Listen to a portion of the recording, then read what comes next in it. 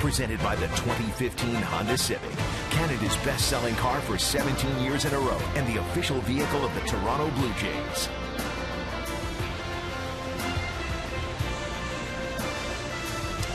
Welcome to Rogers Center. The roof is closed for the time being. We're told it will open up as quickly as possible. Bob Melvin and the Oakland Athletics are in town. The Blue Jays coming off a 3-game sweep with the New York Yankees, and the A's a totally different ball club. They don't hit many home runs. They don't have a lot of power. Former Blue Jay Danny Valencia, he's moved right into the cleanup spot. Tonight he's the DH. He's running a 4-game hit streak. He's 7 for 16 with 4 extra base hits and 5 RBIs, and Marcus Semien, the shortstop. He's got a 6-game hit streak. Hitting hasn't been his problem this year. Semien starting to play a little bit better in the field, but he is a very good-looking young player. Putting in a lot of time, a lot of effort out there, and he has cut his errors down. Drew Hutchison will make his 23rd start of the season. He's trying to get on track. He was only able to go 5 innings in each of his last 2 starts. Last time he won the ball game against Minnesota, but he pitched around 10 base runners in his 5 innings against the Twins, gave up 7 hits and 3 earned runs. Drew Hutchison's got a very good record at 10-2, but the ERA a little bit high at 5.42, trying to get on track tonight. He is 8-1 at home with a 2.69 earned run average. This will be his 12th start here at Rogers Center. He is trying to continue the ball rolling for the Blue Jays. They've won 8 straight games. Blue Jays are 9 games over 500, game and a half back of the New York Yankees. This is Billy Burns, the center fielder. He's a free swinger and likes to swing early. Goes after that first pitch, and Hutchison's ahead. Burns has 28 infield hits this season. He's a base stealer, so you want to keep him off the bases.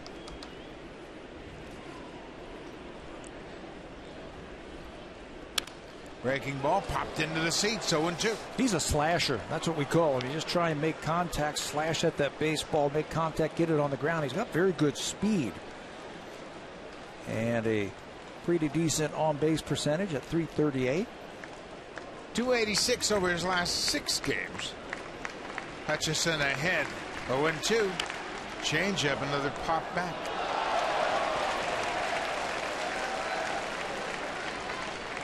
Blue Jays have really gotten great pitching over the last 14 starts. Their starters have held the opponents to 3 earned runs or less over those 14 straight starts.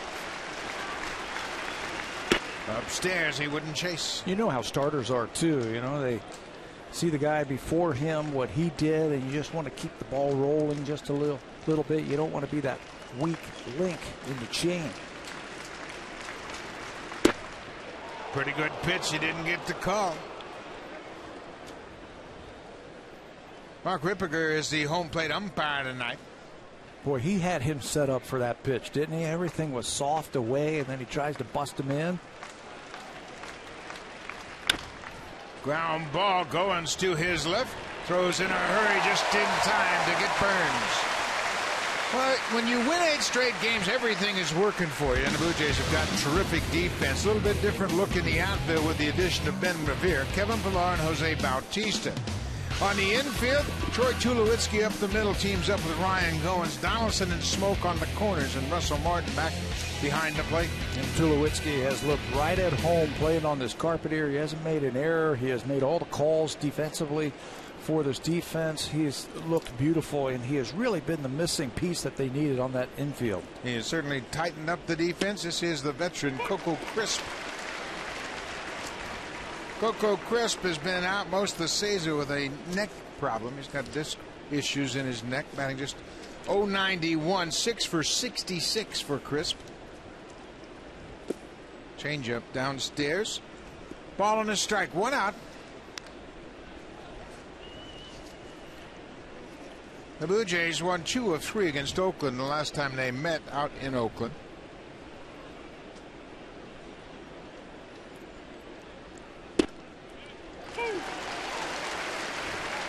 What's the key for Hutchison to have success tonight against Oakland? I think fastball command. That's always been the case with Drew. If he can throw that ball over for a strike, keep it down. They don't have a lot of power. They don't strike out a whole lot. But I think if you can command that fastball and then work in those extra off-speed pitches, I think he'll be successful. They've hit 89 home runs as the team. That's the second fewest, and they have the second fewest strikeouts as well. Breaking ball, he wouldn't chase. His slider has been inconsistent this year. His changeup has been inconsistent. His command at times has been inconsistent. We have seen flashes from Drew that have been outstanding. But he needs a big one tonight, I think, for the Blue Jays. Josh Reddick is on deck, and Chris takes ball 4.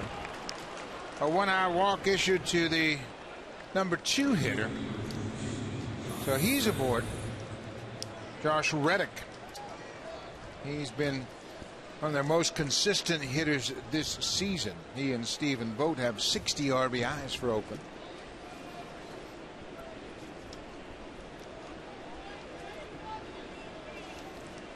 One out.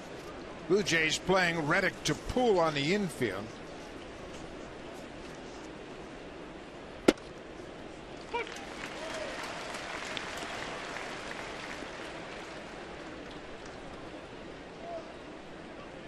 You might expect Oakland to do a lot of things offensively because they don't hit home runs and they can't stand toe-to-toe with the Blue Jays offensively. So they might play hit and run.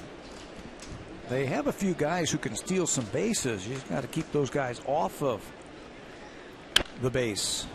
Burns is one of them. Coco's only 1 for 1 this season. You mentioned all the injury problems that he has had. There's some speed down at the bottom of the lineup for the A's also. Mike Gallego, the third base coach. You see Josh Donaldson moves from the shortstop position over to the second base position. They keep those middle infielders in their respective spots.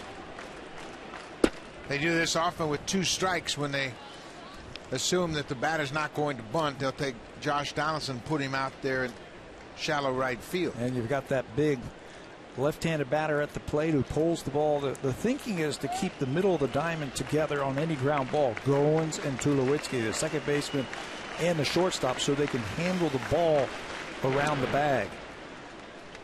If Crisp takes off at first base and is successful on a stolen base, somebody's got to hustle over there and cover third base. You can see from that shot right there, there is no one at third base.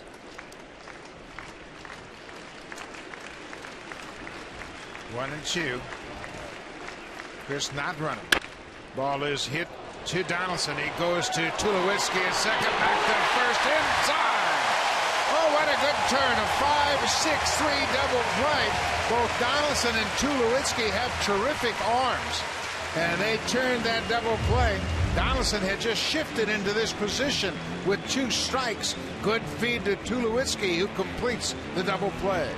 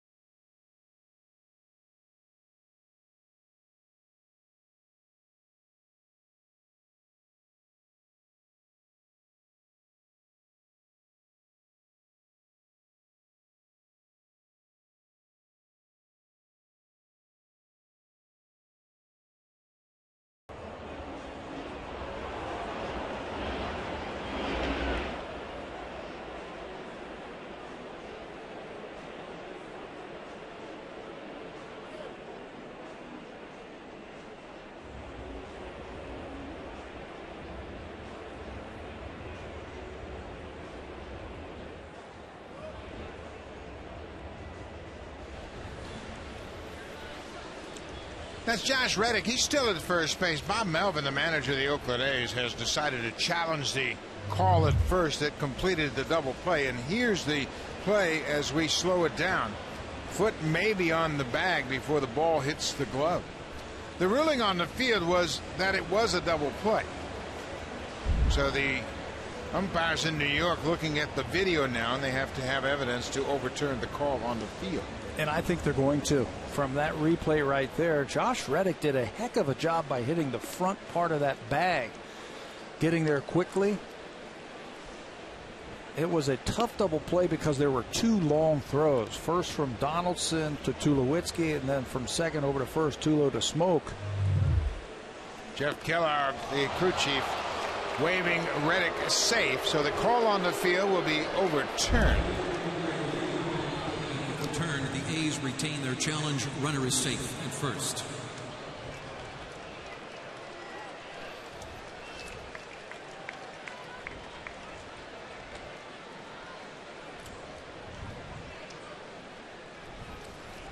Drew Hutchison will get an opportunity to loosen up. Designated hitter number 26, Danny Valencia.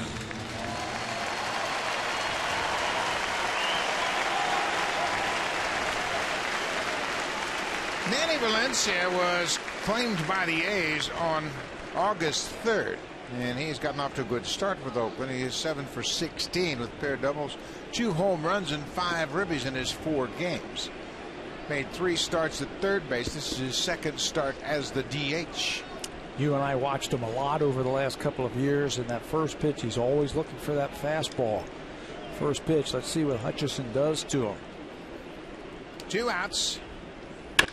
Valencia hammers it to center. Kevin Pillar dives, and it's going to get past him. Reddick's going to come around to score. Danny Valencia, sitting on that first pitch fastball, drives in the first run of the ball game. Kevin Pillar was playing him straight up or a little shade to right field. Told you he loves that first pitch fastball, and Hutchison elevated a fastball to him. Look at that. About belt high over the inside part of the plate. It looked like he was shading him. You see, straight up, maybe a step to right field. And when this ball is hit into left center field, he just doesn't have enough time to get over there and make the catch. We've been expecting that from Pillar, it seems like, all season long, but he just misses that ball. So in an inning that looked like it was going to be 1-2-3, the A's end up getting 1 run. Stephen Vogt in that 5th spot now. Vogt has 60 ribbies this season. He goes after the first pitch. Popped up over near the Jays dugout. Martin in pursuit, gets up and jumps into the dugout. And he actually overran it. He got up onto that rail, and the ball was back over the warning track. But what an effort by Russell Martin. That ball is going to come back to play, to the field of play every single time. There's backspin on it, and it's going to come back. Russell had a shot at it. Thought that that ball was going to be between the fence and the top of that dugout, and it came back, and you're right, he just actually overran it. All of his teammates are watching the ball, and Russell goes into the dugout. He is such an incredible athlete. He was able to grab that bench and avoid hurting himself once he got into that dugout. I don't think I've ever seen a catcher get up on that rail in the dugouts as much as we have seen Russell. He gets over to it and then is able to take 1 step and jump up on that railing. That time it may have taken him out of the play. He had a play in New York that we just saw where he jumped against the screen and almost came up with a ball. Jumped up on the padding, grabbed onto the backstop, and reached into the seats, but all was beyond his reach. Stephen Vogt, first real opportunity to play every day in the big leagues, and he's made the most of it. 15 homers and 60 RBIs.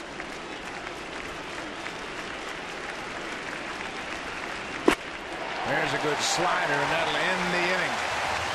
But the A's get a ruling overturned that gave Danny Valencia an opportunity, and cashes in with an RBI double. 1-0 Oakland.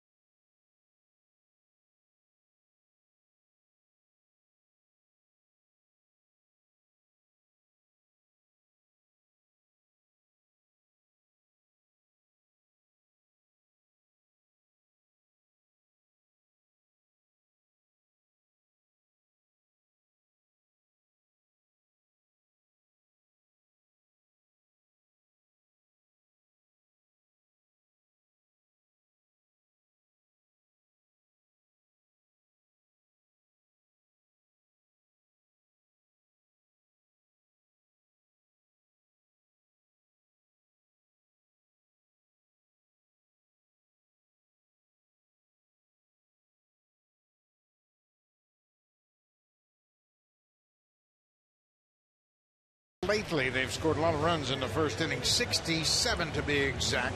Take a look at the line of Troy Tulowitzki, top of the order, and then Josh Donaldson. Donaldson has hit home runs in 4 of the last 6 games, all in the first inning. Remarkable start to a ball game for Donaldson, and right behind him, another hot hitter, Jose Bautista, in August has hit .324 with 7 extra base hits and 10 RBIs.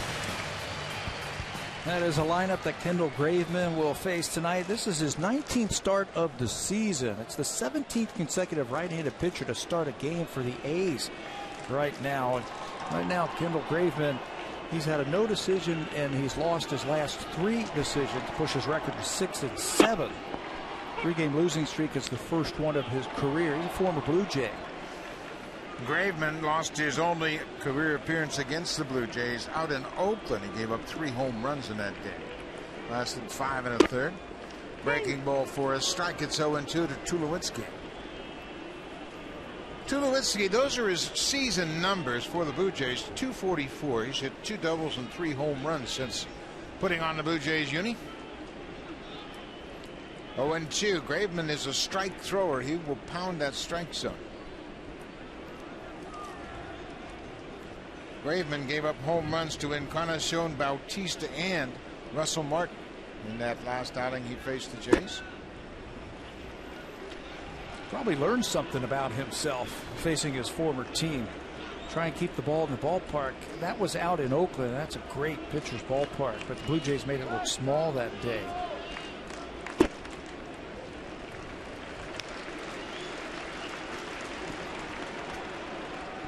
Troy Tulowitzki's done a good job hitting in this leadoff spot. Takes a lot of pitches, gives his teammates an opportunity to check out the starter. Bouncing ball hit to third. Brett Lawrie across the diamond in time, 1 down. Well, Josh Donaldson, we mentioned he has hit 4 home runs in his last 6 games, all in the first inning. For Donaldson, he has been quite ready early in this ball game, and on August 4th he hit one off Phil Hughes with a 2-2 count. August 5th, Tyler Duffy hit a 2-2 pitch when the Blue Jays were down 3-0 to make it a 3-2 game in the first. Goes after the first pitch. He won't homer tonight in the first. 2 ground ball outs for Graveman here in the first. Defensively, the A's have committed 94 errors this season. That's the most in the major leagues. They just got Coco Crisp back. He is in left. Billy Burns is in center, and Josh Reddick, former Gold Glover, is in right. Lawrie, Simeon, Sogard, and Davis from third to first, and the catcher is Stephen Vogt, handling Kendall Graveman. Here's a familiar guy right there, Brett Lawrie over at third base. He started 100 of the possible 113 games this year at third base. That's a good sign for Oakland. He was only able to get into 70 games last season for the Blue Jays. Brett has made 20 errors this year, 18 of them over at third base. Those 18 errors at third ties him with Chase Headley of the Yankees for the most at third base. Another breaking ball. Bautista didn't like that call at all, and you can see why. It was high and it was outside. Other than that, it was a pretty good pitch.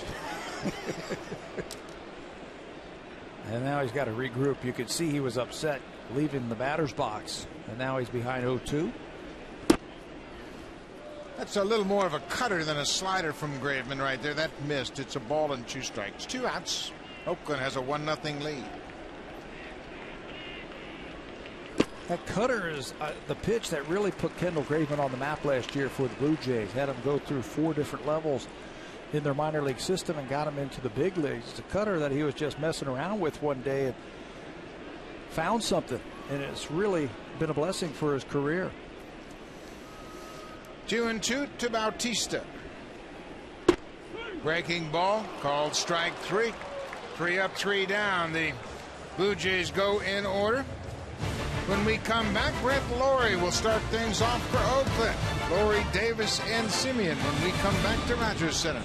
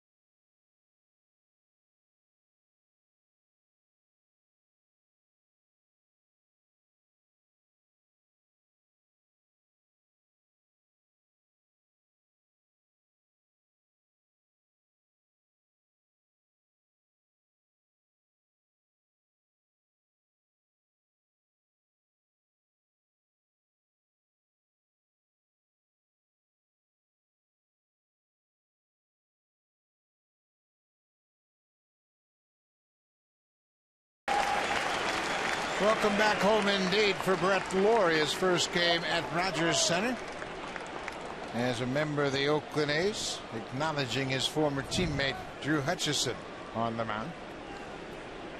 Lawrie's 268 for the season. Hutchison jumps ahead with a strike. Brett had a rough homestand, 5 for 34, 147 average, and he's hit much better on the road than he has at home. It's off the end of the bat. A fly ball into center. Pilar makes a running catch. Lawrie's retired. Lawrie played 4 seasons with the Blue Jays, and he really had an impact when he first came up, and then he dealt with an assortment of injuries, and it's good to say that this year Brett stayed on the field, and he's having maybe his most productive season of all because he's been on the field. I think so. You know, he's playing at a very tough hitter's ballpark, but he's putting up some pretty decent numbers for him. Got a world of talent. Some of those injuries were unfortunate. Remember, Johnny Cueto hit him and broke his hand in Cincinnati last year. We saw him pull up with a knee injury at one time around the bases.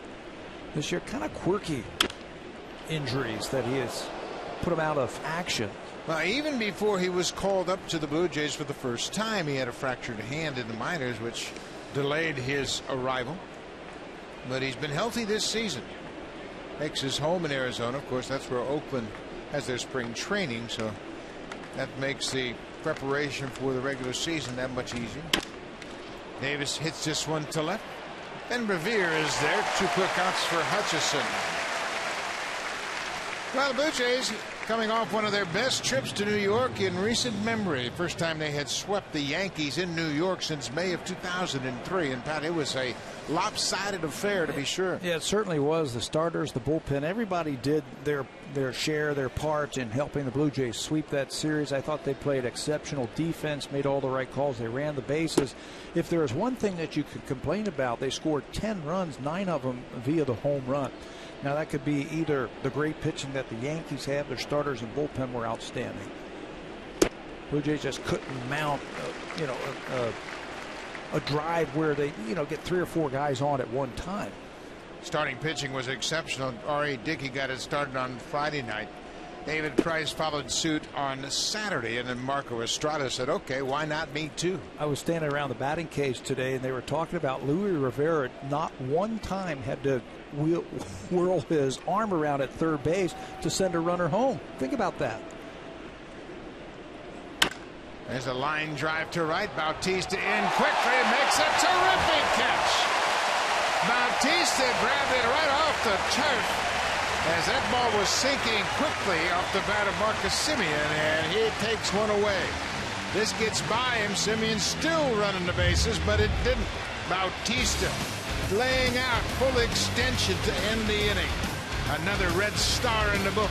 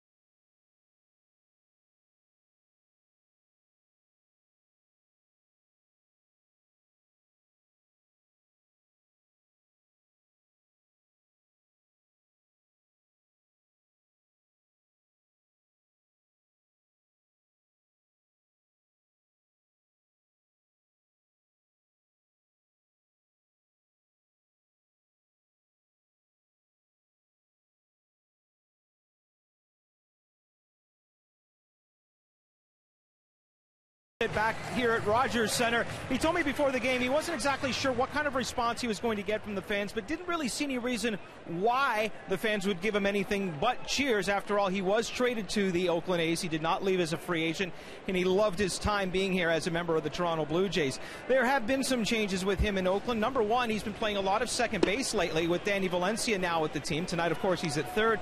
He said unlike last year, he's not making that big of a deal of it. He feels that wherever they play him, he's willing to play.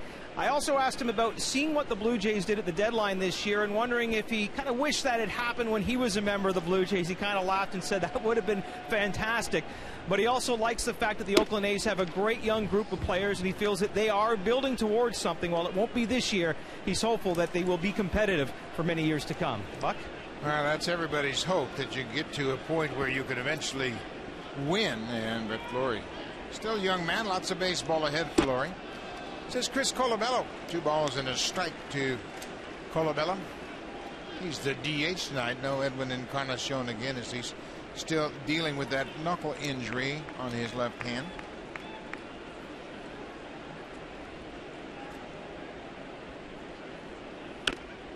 Boy, that rocked the umpire. Foul tip. Got the umpire, Mark Rippinger, right on the mask, and you can see both the catcher and the hitter checking with the ump, make sure he's okay. Can smile about it at least. Yeah, that's good. How about Chris Colabello going over there to talk to the umpire, make sure he's okay? Little sinker inside, that'll rock his world right off the mask. See, you do that as a hitter, so any borderline pitch, right, you're going to get the call. You do that as a hitter to make sure his eyes are uncrossed. There's a drive to the alley and left. Coco Crisp comes in, and it's over his head. Colabello is headed for second, and he'll get there standing up with a leadoff double. Coco Crisp got surprised. This is his first game on this new surface here at Rogers Center. The ball bounced over his head for a double. We see it all the time when teams come in here for the first time. They get tricked by that carpet out in left field. Crisp got a little bit too close to this ball, and it bounced over his head. He didn't get a good jump on it. Tried to play it on a bounce. It bounces over his head. And instead of a single to left field, Colabello's going to be at second base with nobody out. So Russell Martin will step to the plate. Chance to get the Blue Jays right back in this game. Got a runner in scoring position for Martin. Russell had a terrific series against Oakland out in their home ballpark. He went 7 for 11 in the series, had 2 home runs and drove in 6. Did a lot of damage to right center field in that series, if you remember. A couple of home runs to right field, some big hits to right field also. That time they tried to come in on him.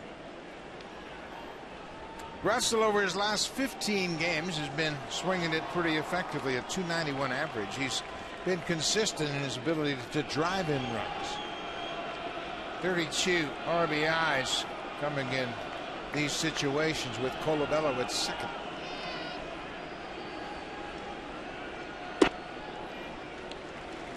Graveman is the type of guy that you could look for the ball on one half of the plate. Just discount the inside and stay outside. He's going to throw you sinkers, cutters, and sliders. Yeah, and curveballs, that slow curveball that he threw a lot in that first inning. Yeah, I think until he proves that he can throw that sinking fastball on the inner half for a strike, I think the right-handed batters should look for the ball out over the plate and then adjust. 3-1 to Russell Martin. Smoke is on deck. Ball 4. First 2 reach here. Oh, the first base umpire, Jeff Kellogg, raises that right hand in the air, and Martin is called out for the swing. Check it. That's 2 strikes. So Martin was on his way to first. Watch how far he gets out of the box. Checked his swing, gonna take his shin guard off, and then he hears the umpire down at first call strike 2. Slider off the plate. That did not look like a strike. Did not look like he went around. So that will run the count to full. Jeff Kellogg at first base. He's the crew chief. It's a 3-2 count to Martin. Ground ball up the middle. Simeon looks at third. Colabello got a good ball, and he throws it away. Here comes Colabello. He's going to score. And it's tied up just like that. Another error for the A's. That's the 30th error on the shortstop, Marcus Simeon. By far the most of any American League shortstop. The fatal flaw he made in this play was taking a look at where the runner was. He wasn't even going to throw the ball. I think he had to concentrate and just make the play. It looked like the Blue Jays were going to get a runner at third base as Martin hits the ball up the middle right here. He wasn't going to have to make that play right there, and he got his feet all messed up. You watch him turn like he's going to throw, and now he's got to come back. And by then his hand gets underneath the ball and it sails on him. The Blue Jays will tie it up. Yeah, just make the routine play. Concede the runner over to third. It's early in the ball game. But now it's a 1-1 game, nobody out, and another runner in scoring position. It's a fielder's choice, an error on the shortstop. Well, it's been a problem for the A's all season long. They're fielding, just giving up runs. Well, I don't care who you're playing. Those extra outs will kill you, but it's really a problem when you're playing against a team like the Blue Jays. They take advantage of that, and Marcus has worked really hard the last month or so with Ron Washington, who has come along here, and he has made big strides as a fielder. That time he just made a mistake getting underneath the ball. You're right, just make the play over at first base. Got too many things going on. Once that runner in front of you breaks, go ahead and take the routine out. This is Justin Smoak in a big swing of the bat on Saturday in New York, his first career grand slam. There's that cutter right there of Graveman. That's been a good pitch for him. He can throw it to the right-handers and he can throw it to the left-handers. It looks like a fastball as a hitter, and all of a sudden the next thing you know, it's on the label. Been quite a discouraging season for the Oakland Athletics. They were 88-74 last year, coming into this game 51-62. Quite a turnaround. The A's are on pace to post their worst season record since '97.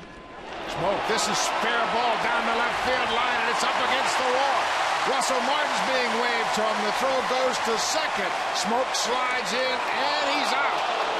It looked like the tag was high, but Jeff Kellogg, the first base umpire, had rotated to the bag at second and made the call on Smoke. Martin comes in to score, and the Blue Jays are going to have a look at the video. Take a look at it one more time. Jeff Kellogg, the first base umpire, rotates over into second base. The natural rotation. Heck of a throw by Coco Crisp. Watch him get that ball off of the left field wall and throw a one-hop strike to second base. The throw looked like it got him around the shin area. Let's see if he got the foot in before. Boy, that's really close. That's real close. Sogard does a great job of going to the base. Watch where his glove goes. It goes to the base.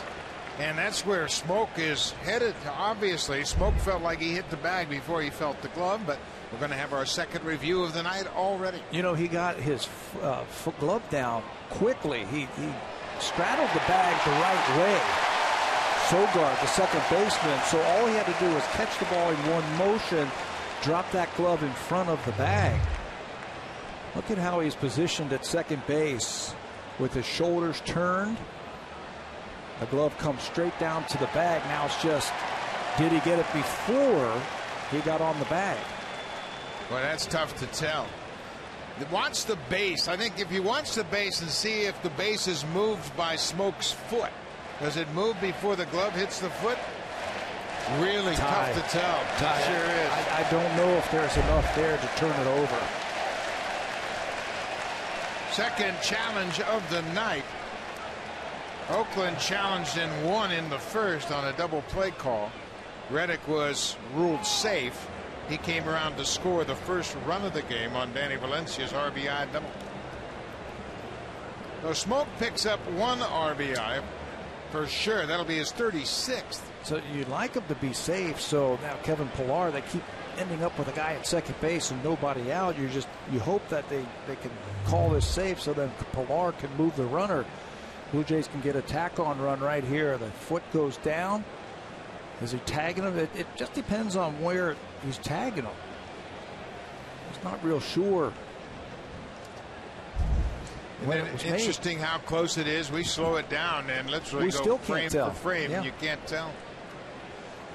Well, the Blue Jays, they have once again used that double to their advantage.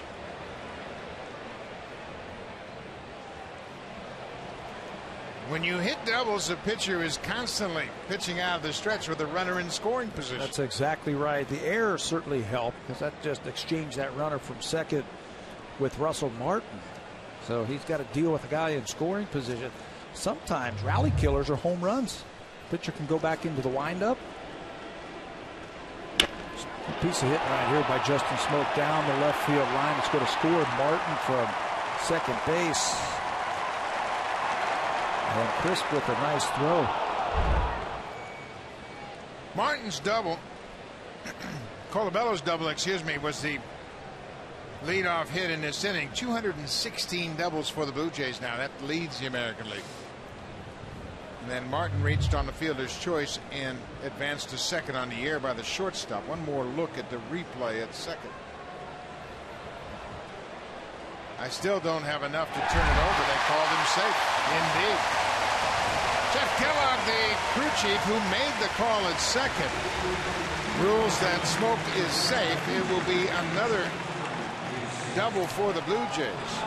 And they just continue to add to that lead. Now the Blue Jays have a couple of options here. Kevin Pillar could try and move that runner by swinging away, or he can push a bunt to the right side of the infield to get that runner over to third base in less than 2 out. A lot of options. Kevin Pillar shows bunt and pushes it up the first base line. That's going to roll into foul ground.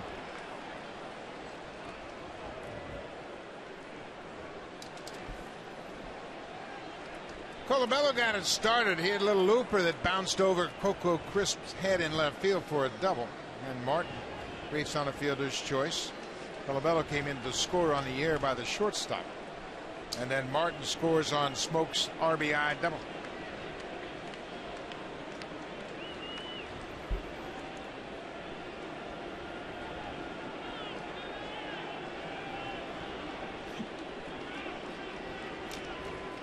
You know, if Kevin Pillar is going to bunt now, it might be a good idea to try and bring it to third base. So Brett Lawrie has to field that ball and yeah, Ike Davis, the first baseman, really comes down hard. Well, let's take a look at Russell Martin. You see him grab that left leg, and I believe he's been dealing with some leg problems. This time of the year, all the regulars are dealing with minor aches and pains, and Russell has been hampered by that hamstring, but he's so experienced, he knows how to play with it. You know, there are times when you can go 60% up the first base line and try to conserve all your energy and keep yourself in the game. Plus, he plays a position where you don't have to do a lot of running. Kevin Pillar reaches out and pokes it to Sogard. He bobbles it, another air. That's 96 airs for Oakland now, and Sogard, a normally sure-handed second baseman, that's his 4th air of the season. And once it starts going downhill, it goes downhill in a hurry. Quickly, Pillar with 2 strikes, just trying to chop the ball to the right side. He's going to be on first base as that ball comes up on Sogard. And he boots it, knows he doesn't have a chance at first base. Look at that. Unearned runs allowed this season. The Athletics lead everybody because of the poor fielding that they have had this season. 96 errors now in 113 games. This is their 114th of the season. Just think how many unearned runs they would have allowed if they didn't have such a great pitching staff. They got the best ERA in the American League, and they've got some great starters, so they can overcome the impact of a lot of those errors. But still, the A's lead the American League in unearned runs scored. You can see the frustration on the manager's face. This has been a tough inning. So Ryan Goins will bat. Smokes at third base. Pillar's at first base. 2 runs in. Still nobody out. And you know what happens to a pitcher when you have errors committed behind you? You try to pitch a perfect game. And that's when you're liable to make some mistakes. You try and be a little bit too perfect. Say, okay, you know what? I'm going to have to take it myself. And that's where the Blue Jays have to be very patient. And for the most part, they have done that. When they have their big innings, and they've had a lot of big innings this season, they have combined the mistakes of the opposition to being very patient at the plate, making that pitcher come to them. Number 9 hitter Ben Revere is on deck behind Goins. Bouncing ball. This won't be a double play. A run will come in. Goins picks up an RBI. Smoke comes across to score the 3rd run of the inning. A lot of good things happened on that little 4-3 ground out to the second baseman. Goins gets the RBI, and it wasn't hit sharply enough where they could turn to. It's hit so soft that Pilar could run right by that fielder. And now he's in scoring position with just 1 out. Whatever it takes to get that runner in from 3rd. Goins picks up his 28th RBI of the season. 3-1 Blue Jays. Ben Revere, the left fielder, batting in the 9th spot.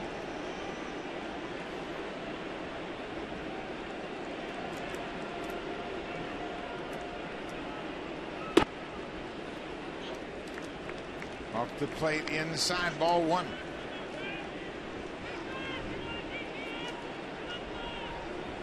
Revere was 1 for 11 in the Yankees series.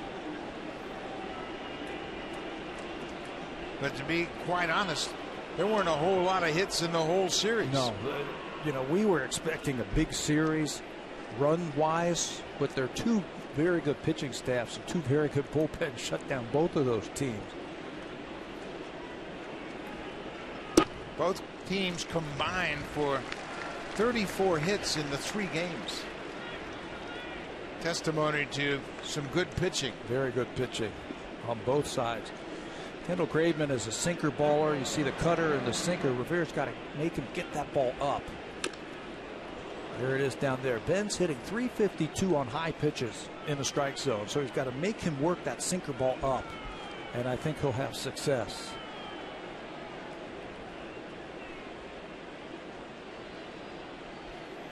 Graveman had a 1-2-3 first inning, and then Colabello had a blue double to start the 2nd. And then the defense has been charged with 2 errors that's contributed to the Blue Jays' 3-run inning.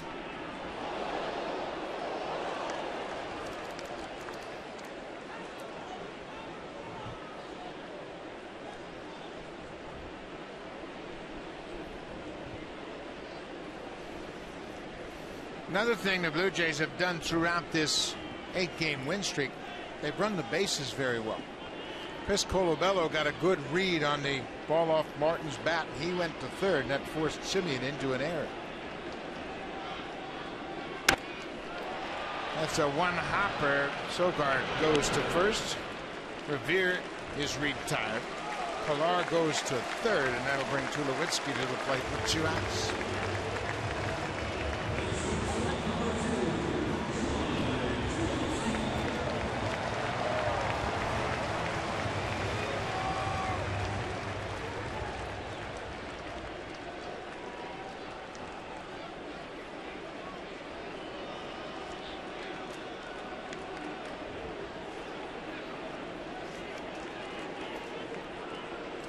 Troy Tulowitzki grounded out to 3rd his first time up.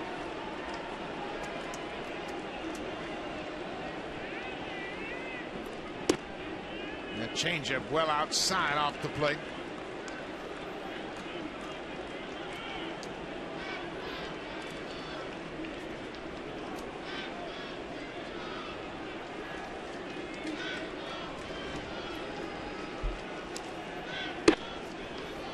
Tulowitzki still learning all the pitchers, of course, and I think he's been a little bit frustrated by taking so many fastballs. He's looking breaking ball, and they're crossing him up a bit. Yeah, and that's just going to take some time being around the league and understanding what teams are trying to do to him. I think in that number one hole, the leadoff spot here, he's going to get a lot of fastballs because of the guys who are hitting behind him. Well, and this is a different lineup for Tulowitzki, obviously. He fouls that one back. In Colorado, he was the man.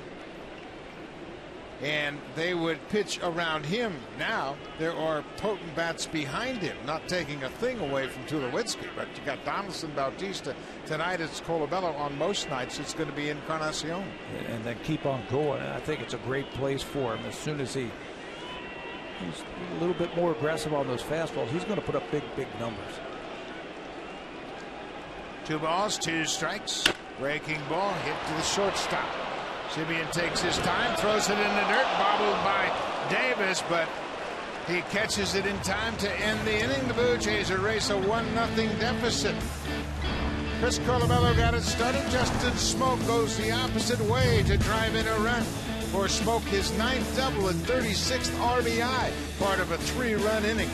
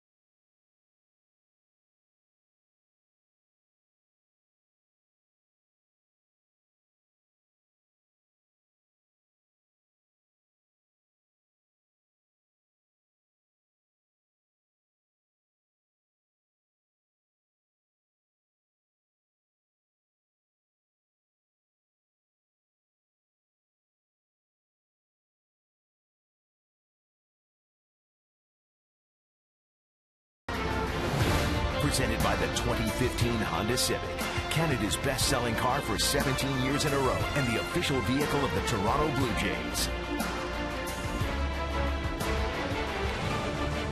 The roof is moving back here at Rogers Center as they have opened it up. We had some showers early in the afternoon, and there was possibility of it continuing into the night, but now they have begun the process to open up the roof here at Rogers Center.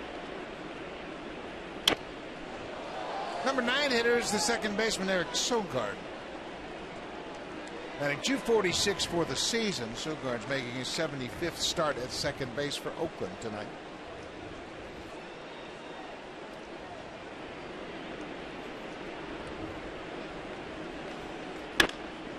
That's a little looper behind shortstop, and Tulowitzki's not going to get it. Sogard with the leadoff single. Let's check in with Jamie Campbell.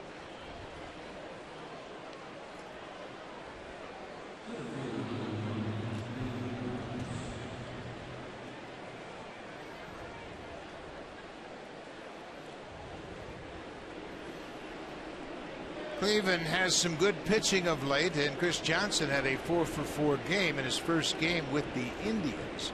Indians have made some dramatic changes. Tonight it is Luis Severino for the Yankees making his second big league start against Carlos Carrasco. That's 28 innings in a row now. The Yankees have not scored. Yeah, Blue Jays had 26 consecutive scoreless innings against the Yankees, and the Indians have continued that stretch. And the Yankees, I mean, this is an historic drought as far as the Yankees are concerned. The Blue Jays came into this game with their 3rd longest consecutive shutout inning streak all time. It was snapped with a Oakland run in the first. When you talk about historic, I think it's 1908. says here the Yankees haven't had something, a scoreless inning like that at the plate by the Yankees. Yeah, there are so many records that series broke. Back-to-back shutouts for the first time since '99. Says Billy Burns, the center fielder. He pokes this one to left. That's going to get down in front of Ben Revere. This is a singles hitting ball club. They lead the American League in singles, and they have 2 to start the third. Both of them not hit very hard by the A's, but they find the outfield grass. This is a little backup slider. And you can see Burns with that head down just slashes at that. Remember we told you his first time up, he just slashes at it and runs.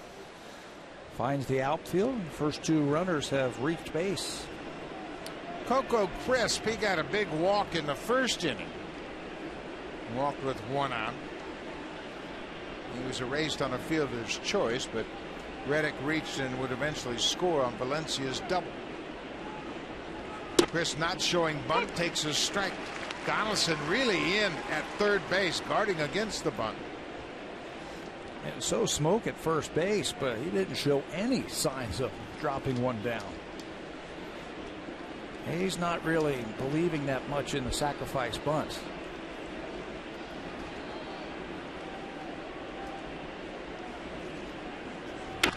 Ground ball. Smoke goes to second. Tulowitzki back to first. In time. The bunt might have been a better option. Justin Smoke has a cannon for an arm. Same for the shortstop Tulowitzki. Coco Crisp can run, but he can't outrun the relay. Well, it's a perfect throw right on the inside part of the bag from Smoke to Tulowitzki, and then right back at you with a bullet by Tulo to finish up the double play. What a weapon to have a first baseman who can throw like that. Well, and he's left-handed too. That throw is so much easier for a left-handed throwing first baseman. Josh Reddick hits a bouncing ball. Goins was deep at second, unloads quickly. Good turnaround inning. Back-to-back singles to start the inning. Double play helps Hutchison. He needed just 8 pitches to close out the third.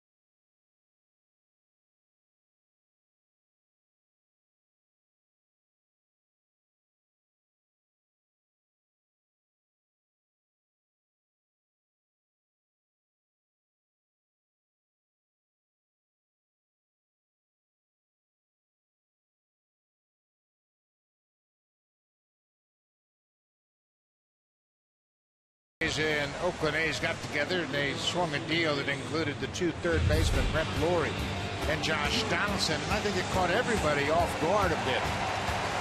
Brett Lawrie going over to Oakland A's and Josh Donaldson, and you have to give Alex Anthopoulos some kudos here. I mean, he kept after Billy Beane, the general manager of the Oakland A's, and he wanted Josh Donaldson, and he had to finally sweeten the pot by putting Brett Lawrie in there. Tonight starter Kendall Craven and a couple of minor leaguers. I think both teams got what they wanted. Oakland got some young pitching and a young everyday player who's controllable, and the Blue Jays got a leader and possibly an MVP. Very much so. And Josh Donaldson. Blue Jays also gave up some young players. Franklin Barreto, who's playing shortstop in the California League in high A ball. Sean Nolan, of course, and Kendall Graveman, who started tonight. Donaldson pops it in the air. Shallow left field. Simeon out. Coco Crisp coming in. Crisp gets there and makes the catch. We mentioned the principals being Laurie and Donaldson, but the Jays get Josh Donaldson and the A's got Laurie and some minor leaguers at the time. Kendall Graveman broke with the Oakland A's to start the season, went back to the minors, and now has been called back up to take his spot in the rotation. The shortstop there, Franklin Barreto, was reading an article about him when we were out in California playing the A's, and they're very high on him, very happy with him. He's a young player in the California League. They traded away their #1 pick, who was a shortstop, Addison Russell. If you remember that, he went to the Cubs in that Samardzija deals. But they got a good young shortstop that they can groom for the future from the Blue Jays. Graveman throws the fastball for a strike to Bautista. We mentioned Bautista coming into this game with a .324 average in August. Bounces this one, 2 hops to the shortstop, Simeon. 2 quick outs here in the third. Graveman's got a great sinker, doesn't he? That ball's in on the hands of the right-handers, and they just can't lift it. That combined with that cutter, it's a pretty good combination for him. Throughout his tenure with the Blue Jays in the minor leagues, he was a strike thrower. Pitched in 4 different levels his season a year ago. Made his major league debut with the Blue Jays, and he was a senior draft out of Mississippi State, so he's a little bit older than your normal college pitcher, but he's a good one. He throws a lot of strikes. Yeah. He's got a lot of confidence. If you can command and control your pitches and actually pitch as opposed to throw, you're going to move through the minor leagues, I think, very quickly, and that's what Kendall did. As soon as he got that cutter, we saw him last year pitching out of the bullpen for the Blue Jays, and he looked very confident out there. Looked like he'd been pitching in the big leagues for a long time. Yeah, it was just his second professional season, and he skyrocketed through the organization in 2014. He's 24 years old. He's from Alabama.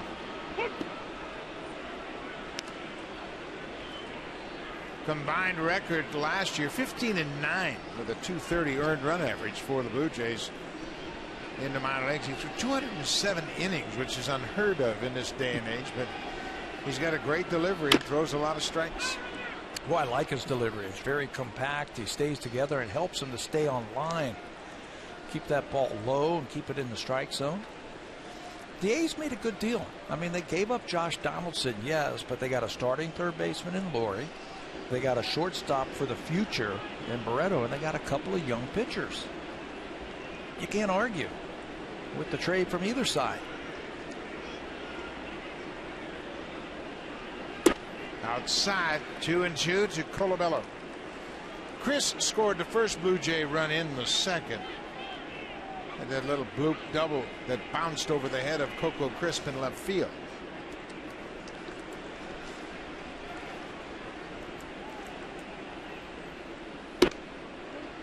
Off the plate outside. Russell Martin reached on a fielder's choice. He scored as well.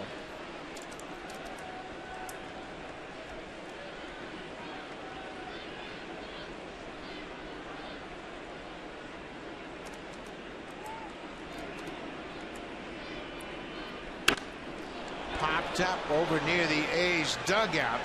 Stephen Vogt is over, but it's in the dugout out of play. Looked like he had a chance had he gotten to the rail. Maybe reached in and made a play on it. I'm sure Russell Martin wished he had that one right there. He would have jumped into the dugout to try and make that play. Anytime a catcher can record an out of not having to throw another pitch is something you always try to do. So Colabello has another pitch. And he strikes out. That cutter down and away for the strikeout. 3 up, 3 down. The Blue Jays go down in order in the third. They have a 3-1 lead as we head to the fourth.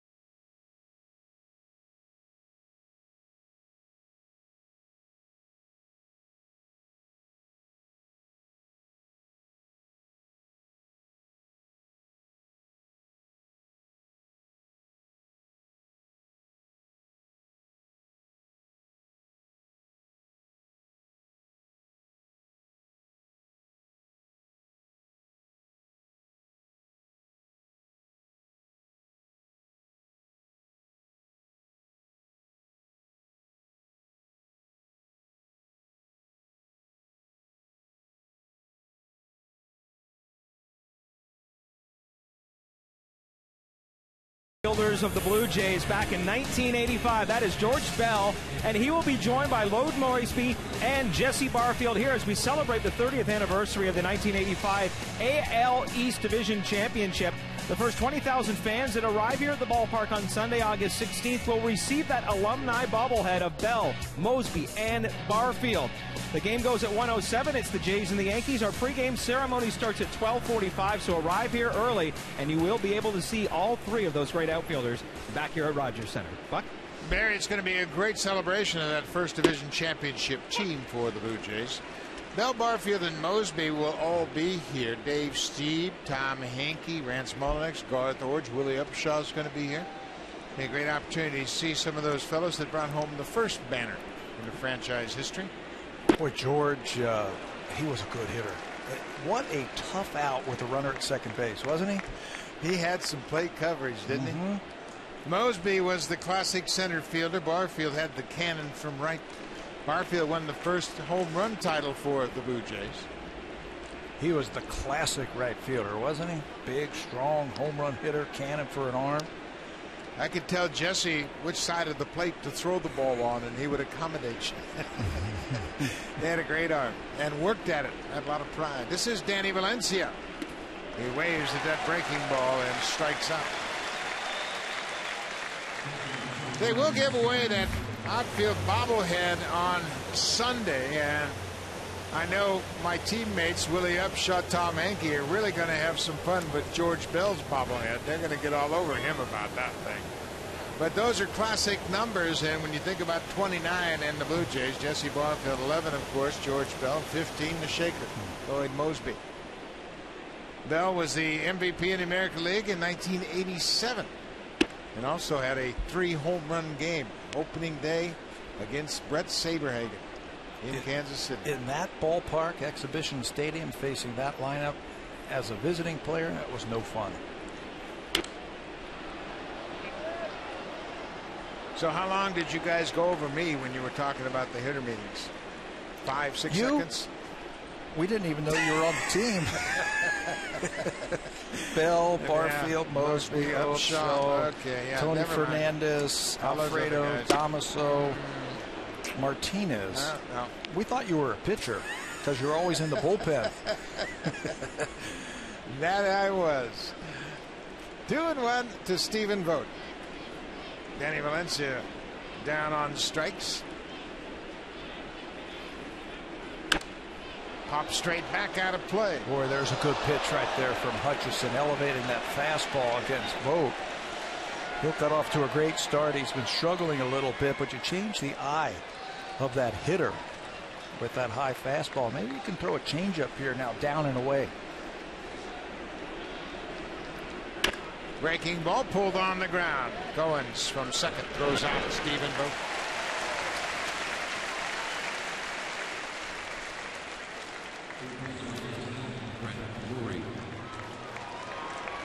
So Brett Laurie will get his second at bat here tonight. He flied out to center field his first time up. A couple of Canadians have a little conversation at home plate.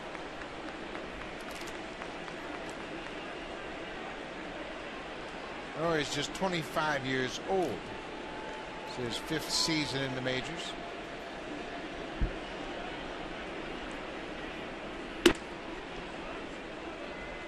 Russell said, I like that one. It's pretty good for me, but the home plate umpire wasn't in agreement. I look better in green.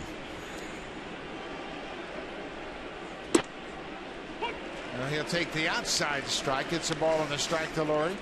Looks to me like Brett Laurie has backed off the plate quite a bit from what we saw when he was with the Blue Jays. I think that's a good place to pitch him. High and tight with a fastball. He's got that little loop in the swing where he's got a lot of hand movements, and the barrel of the bat points towards the pitcher. I think you got to go upstairs. Oh, good slider from Hutchison. He retires the side in order. A couple of strikeouts. He got a couple of former teammates. He struck out Danny Valencia to start the inning. Gets Brett Laurie to end it.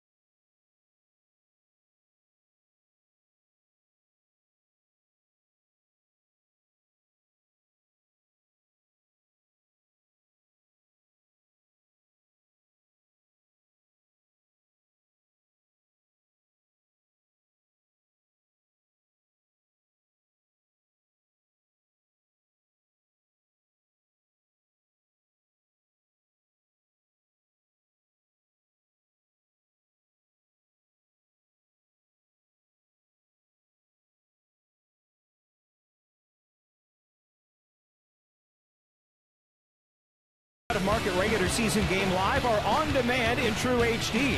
Real-time highlights, live look-ins, pitch, track it, widging, and much more. It also includes a free At-Bat 15 subscription. Watch baseball at home, at the office, or on the go. Season-long subscription packages are available. Visit BlueJays.com for more details. And Buck, it's interesting how they were showing the highlights during the break there between the Yankees and Indians, and the fans here were cheering every time they saw the Indians scoring a run. It's just a great atmosphere here now. Well, it sure is, Barry, and it's going to be a terrific 7.5 weeks of baseball ahead, and I think the fans have really gotten into the spirit of things. Blue Jays a game and a half back of the front-running New York Yankees. Russell Martin takes a strike. It's 2-1. Martin reached on a fielder's choice and scored in the second. Read an article that the Blue Jays have sold over 300,000 tickets since they announced the Troy Tulowitzki trade. I mean, it's crazy. Get your tickets now. You got to plan ahead. They're going fast.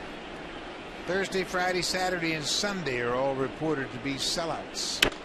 Martin lifts a high pop-up over near the seats. Mike Davis will get over as well back out of play. But there's some great games. The Yankees will be here Friday, Saturday, and Sunday. But they will also be back in September.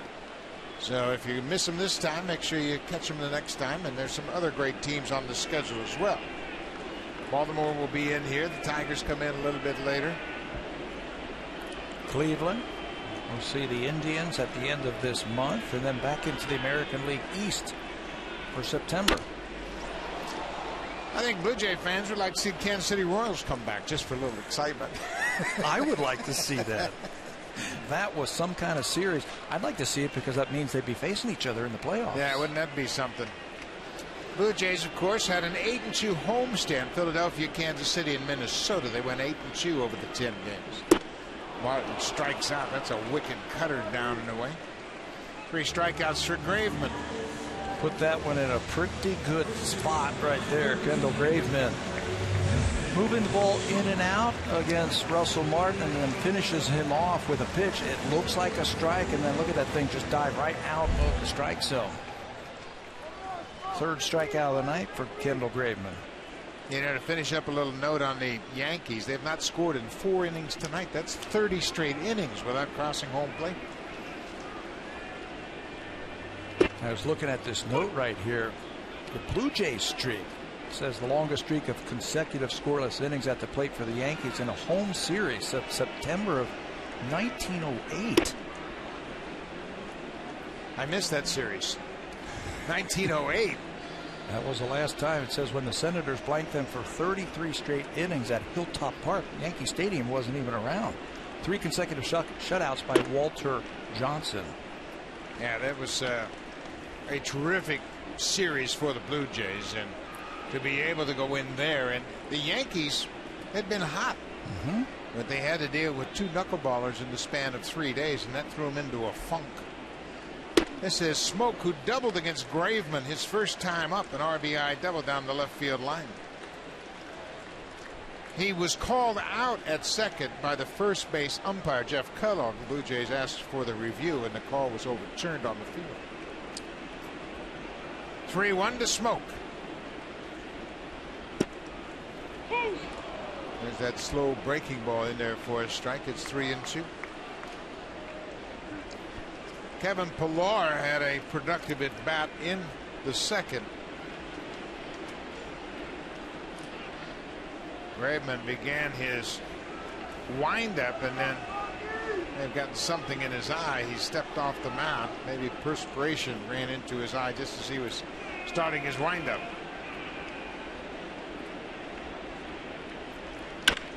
Hit hard. Sogard from right field throws out Smoke. That shift takes one away from Justin Smoke. That's why they shift right there. They look at all the stats and all the at-bats for Justin Smoke against the sinker baller. They put 3 infielders on the right side, and they take a hit away from Justin Smoke. Nice play right there by Sogard. That ball almost popped out when he hit the deck. 2 down now for Kevin Pillar. Pillar hit a ball to the Second baseman moved the runner up and did a nice job. He would be stranded on third base.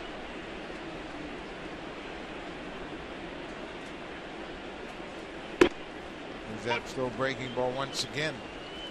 It's been an effective pitch for Kendall Graveman. They're hitting 114 against that slow curveball this year.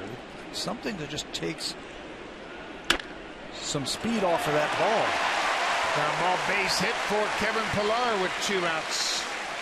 When we talk about that curveball, it's a part of a pretty effective mix for Kendall Graveman. 4-pitch mix for Graveman. The fastball, about 90, 91 miles an hour. He throws it 55% of the time. The equalizer is that cutter right there. At 86 miles an hour, he gets it off the barrel of the bat. He'll mix in a changeup, and there's the slow curveball. It's 76 miles an hour. So if you're watching the game, you see that 76 get up there. That's that slow curveball, and there's a big, wide difference right there. The curveball and his fastball. That's what you want. Ryan Goins had an RBI on a ground out. RBI number 28 for Goins. Goins playing every day at second base with the injury to Devin Travis. Travis is on the DL for a second time this season. The same injury, that left shoulder that was bruised when Travis got hit by a one-hopper in Cleveland way back in April. Cliff Pennington has been added to the Blue Jays roster. He is by background a shortstop, and he's played short, second, and third. Plus he's played a few games in left field, and he's a switch hitter. He's a switch hitter. That's what the Blue Jays are really excited about. A guy that if there's a tough left-hander out there, Ryan Goins needs a day off. They can put Pennington at second base, and he can bat right-handed. 2-1 to Goins. But having Pennington here gives you many more options if Tulowitzki needs some time off. Pennington may have a little bit of a scouting report in his hand as he watches the Blue Jays defend against the A's. That's way outside. Now 3-1. Boy, this is a spot, I think, if you're Ryan Goins right here, you got a runner at first base with 2 outs. Go to try and find a gap right here. 3-1 pitch. Try and score that runner from first base with an extra base hit. Pillar can run. Borderline pitch called a strike. Down and away. Checking with the home plate umpire. So it's a full count. Ike Davis, the first baseman, has moved behind Pillar at first. So Kevin will get an extra step or two. Ben Revere will be next if Goins can keep the inning alive. There goes Pillar. Ball forward. Pitch outside, and it missed by a lot. That's the first walk issued by Graveman tonight.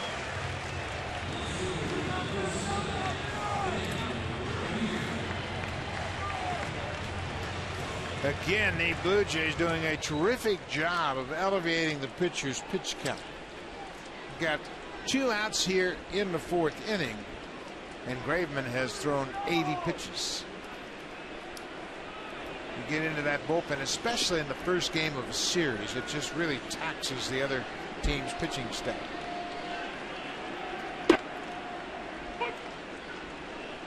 Revere takes a strike. Outfield is not very deep for Ben Revere, so the runners have got to get a big secondary lead. To pop into center. Billy Burns, the center fielder, in a few steps, and the Blue Jays will strand a pair. We'll head to the 5th. Blue Jays have a 3-1 lead. Time now for Blue Jays Central Update. Here's Jamie Campbell and Kevin Barker.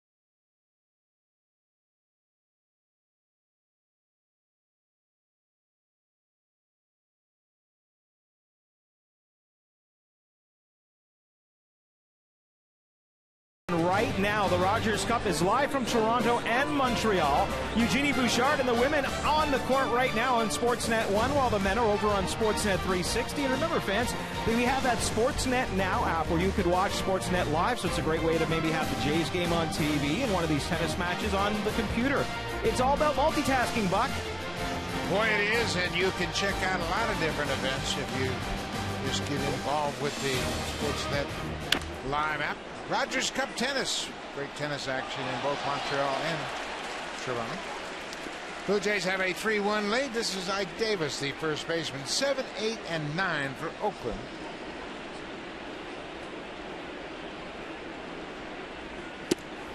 Way inside.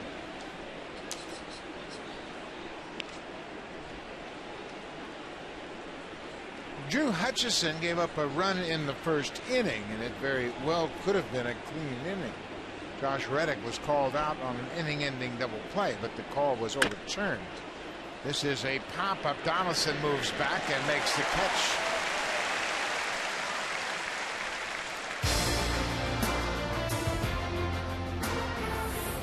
The 2015 Honda Civic is Canada's best-selling car for 17 years in a row and the official vehicle of the Toronto Blue Jays.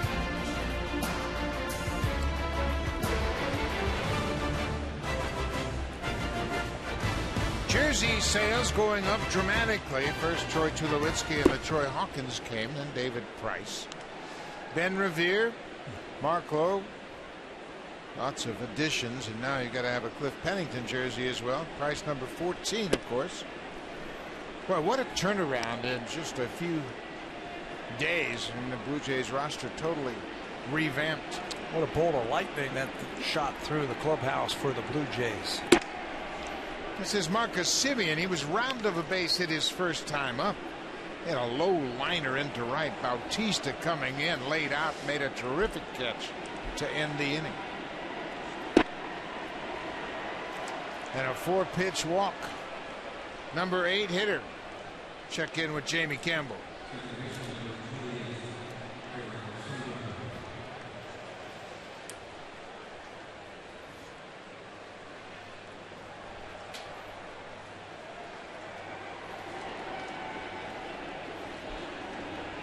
Well, the Blue Jays really were tough on both Ellsbury and Gardner. They were 2 for 20 in the series. They just didn't get on base. And they have continued their problems tonight. Both Ellsbury and Gardner are 0 for 4. The Yankees have a 1 hit in Cleveland through 5 innings.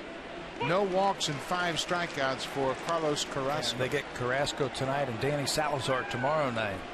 You know, I believe that if you throw somebody with hard stuff, they're going to give the Yankees fits. I know the 2 knuckleballers really baffled them, Stephen Wright on Wednesday and R.A. Dickey on Friday. But to me, it looks like some of those older Yankees are having trouble catching up with the fastball. Dickey was great over his 7 innings.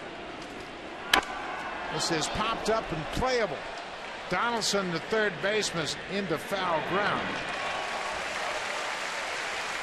Eric Sogard pops out to the third baseman, going back to the Yankee series. What a run for the 3 starters. R.A. Dickey was the only one who got scratched up for a run, and that was a first seat home run down the left field line right in the front row by Mark Teixeira. He threw 7 innings, gave up 1 earned run. David Price followed that up with no runs in 7 innings. Marco Estrada, I mean, he was dealing the other day, using that curveball and his changeup.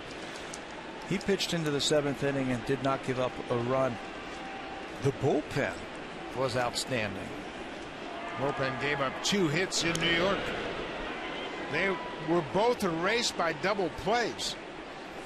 And the bullpen, to a man, threw well.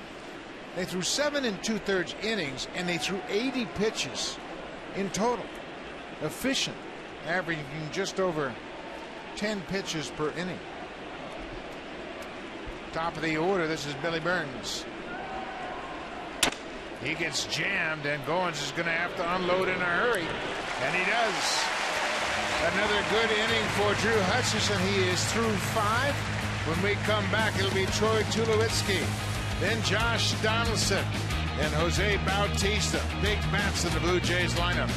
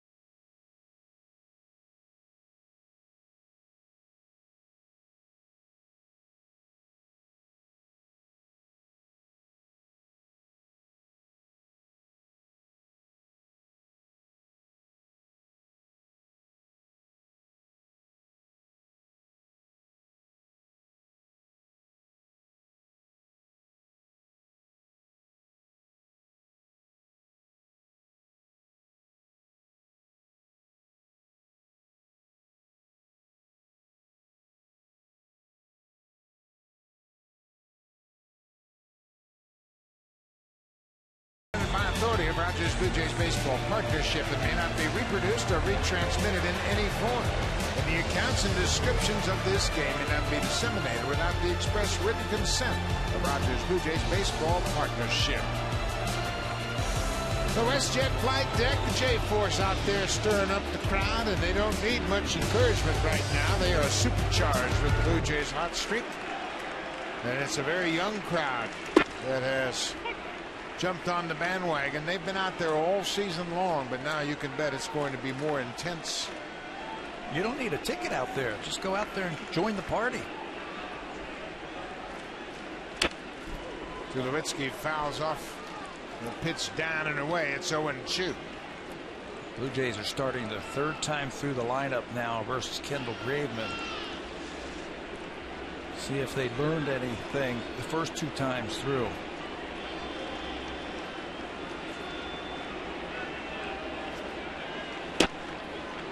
Off the plate.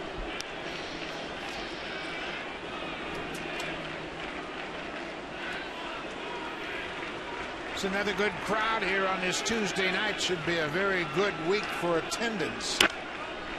This is popped up down the right side. Ike Davis giving chase. He never got to the wall. I don't know that he ever saw it. Yeah. He had an idea where it was, but I don't think he really had it in his sights. He saw it off the bat, looked away, then looked back up and lost it. He had an idea, you're right, where it is. You can see he heads over, looks up, and you can see him throw his hands up saying, okay, where'd that ball go? Oh, there it is, but it's too late. Yeah, he didn't see it, and by the time he picked it up again, he couldn't get over it. Underneath it. Tulowitzki stays alive, gets a piece of that high fastball.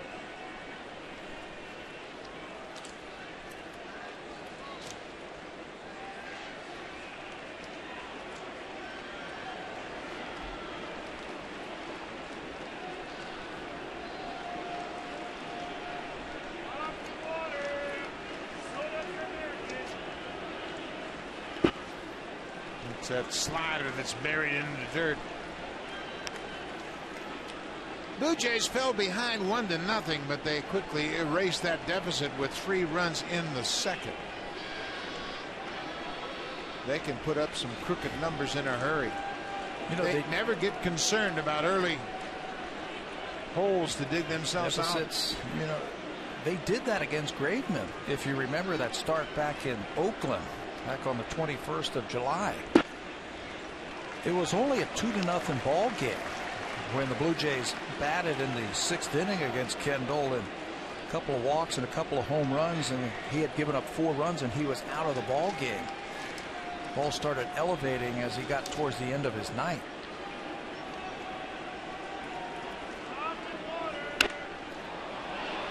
That was in the danger zone right there, up and into Tulowitzki, and Graveman will be pleased to get another chance. That ball was up where he likes it. We've seen him hit that ball out of the ballpark.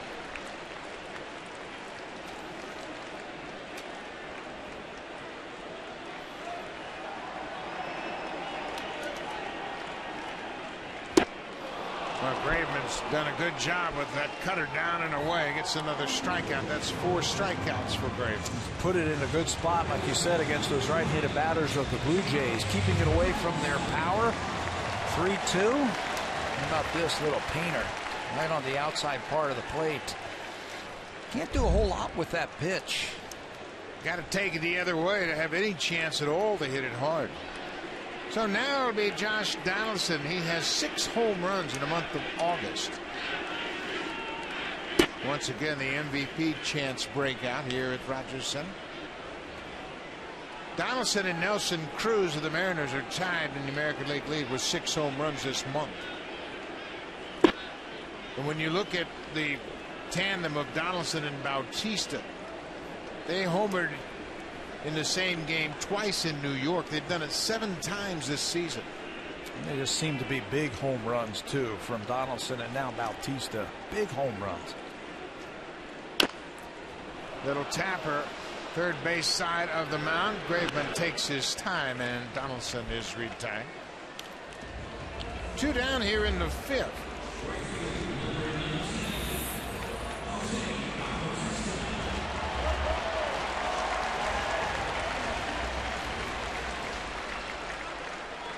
Jose Bautista 0 for 2 so far. He was called out on strikes and grounded out to the shortstop.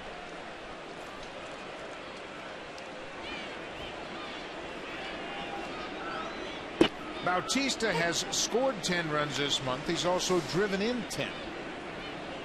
He gets on base and he will pass the baton to the hitter behind him.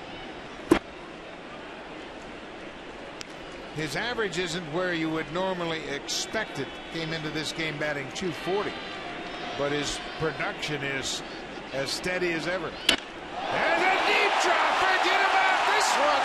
Way back. Number 27 for Bautista. Up in his eyes.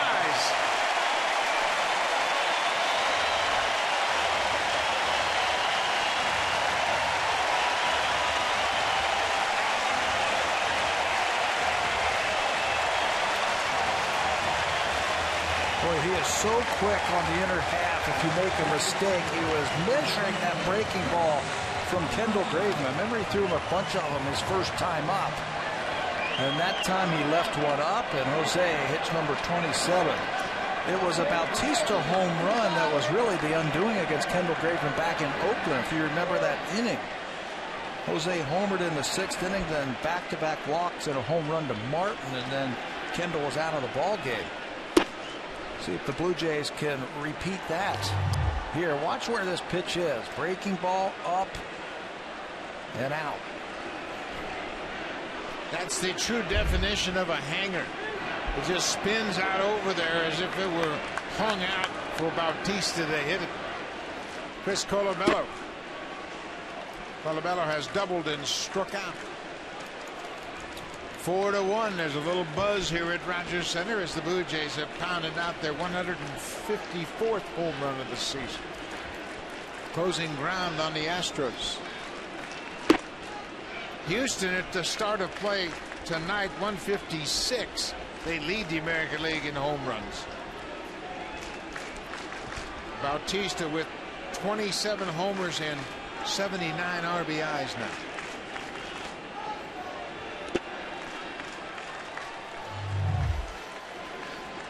Boy, Jose does such a good job of timing up that hanging breaking ball and then getting through it. Hands go through, and that's a no-doubter down the left field line. Jose is 8th in the American League in home runs with 27. He's 4th in RBIs with 79.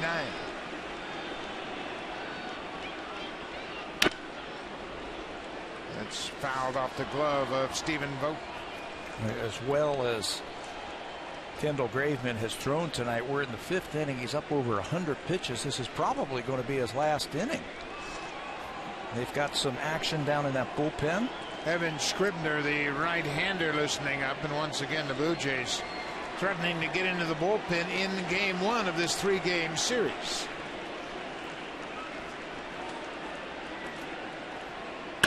Colabello singles into right. His second hit of the night.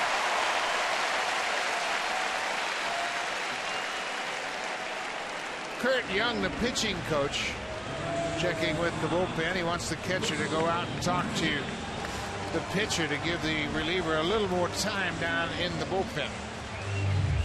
Colabello doesn't try and pull that sinker, just takes that inside-out swing. And Chris has his second hit of the night. There were a lot of folks surprised by the fact that Danny Valencia was let go and they kept Chris Colabello. But now with the makeup of the team, Colabello might be a better option as a pure hitter coming off the bench. Bob Melvin has taken enough time now and the bullpen should be ready, so looks like he's going to make a pitching change here. There's the call to the bullpen. It'll be Evan Scribner coming out of the bullpen in relief of Kendall Graveman. 2 out Lightning. That's what happens with the Blue Jays when you're in this part of the order. Jose Bautista gets a hanging breaking ball and hits one deep to left field. Home run number 27, 4-1 Blue Jays.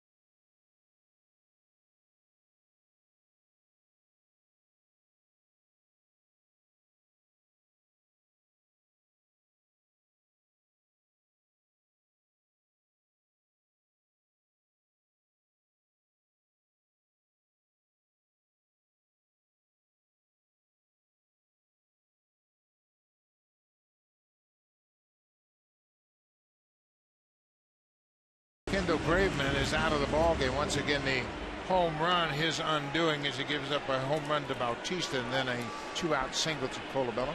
He is out of the game. Scribner is in. I think Bob Melvin remembers that start back in Oakland when Martin touched him up for a home run, so he's going to go to the bullpen. There's Evan Scribner's numbers. He's done a good job for him. He's got a good tailing fastball. He throws lots of strikes. Russell Martin goes after the first pitch, lines it to right. Scribner gets out of it with one pitch, but the Blue Jays add a run. Bautista's 27th home run. It's 4-1 Blue Jays, and we hit the 6th. Here comes the Home Hardware cleanup crew, brought to you by Home Hardware.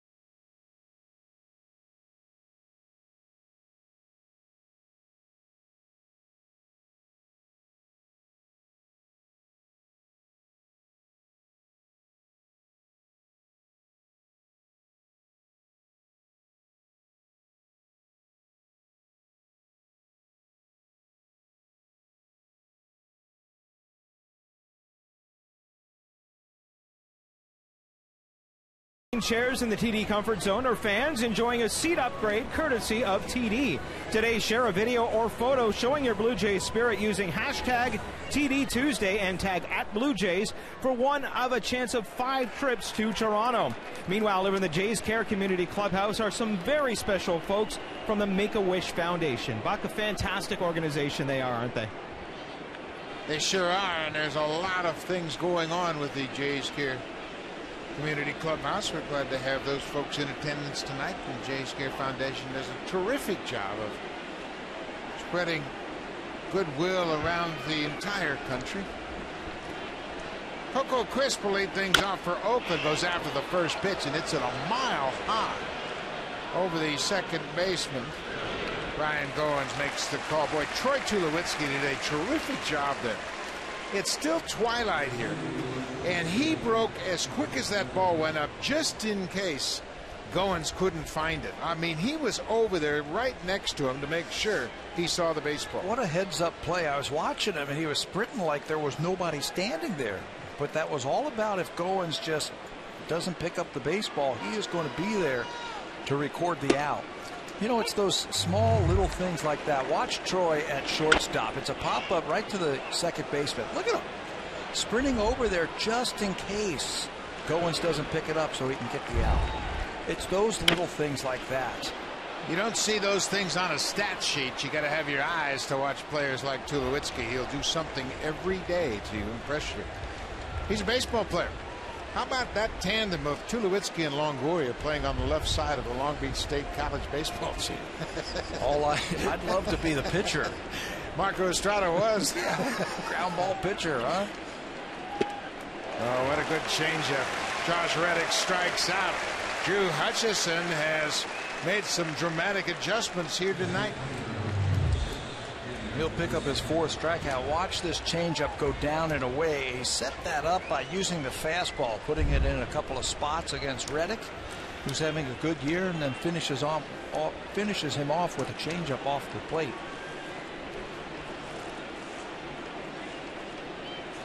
Danny Valencia hit a first pitch RBI double back in the first. He's responsible for the only A's run.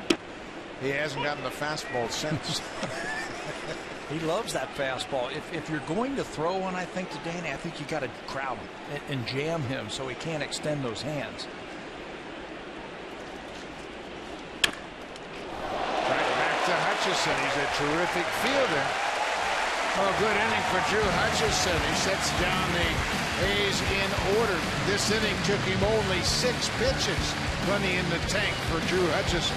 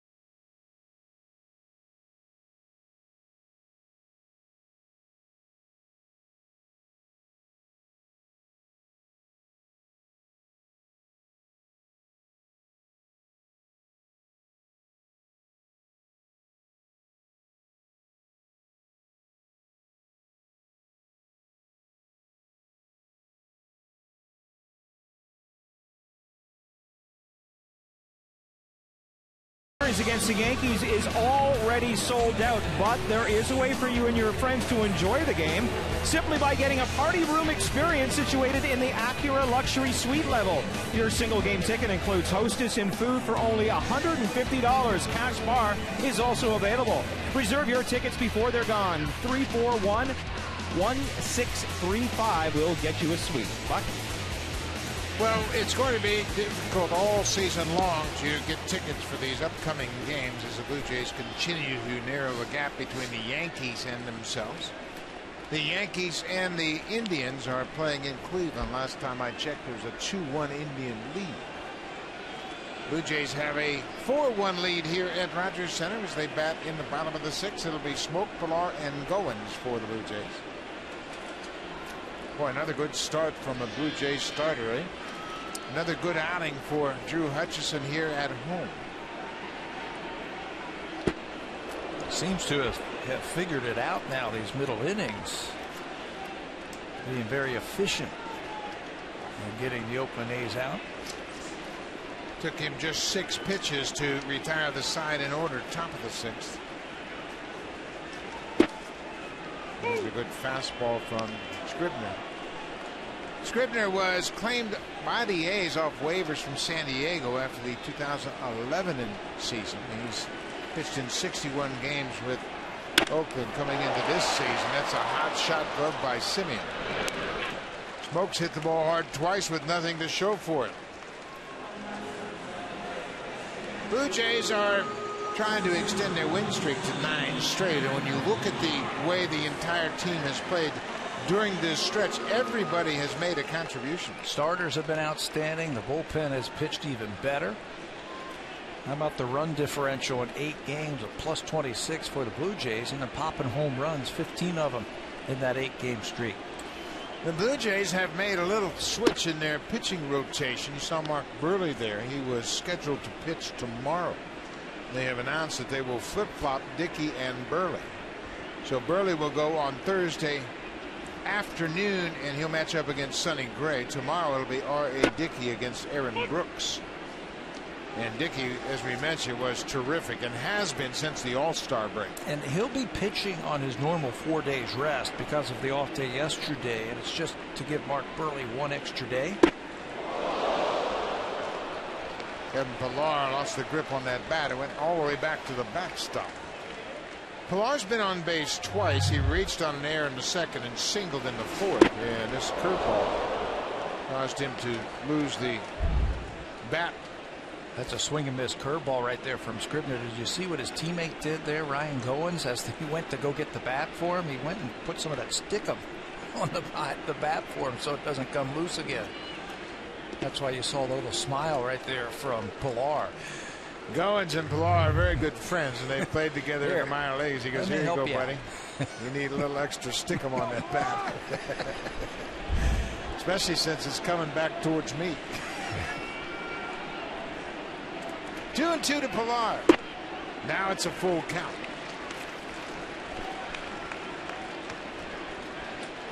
Ryan Goins has an RBI ground out. He's also walked tonight.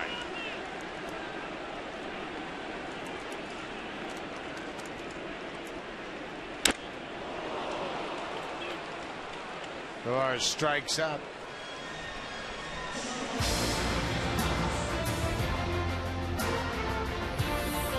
The 2015 Honda Civic is Canada's best-selling car for 17 years in a row and the official vehicle of the Toronto Blue Jays.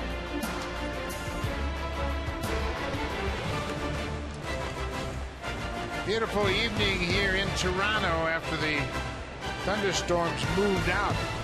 They have opened the roof. It's open-air baseball now at Rogers Center. Game started with the roof closed.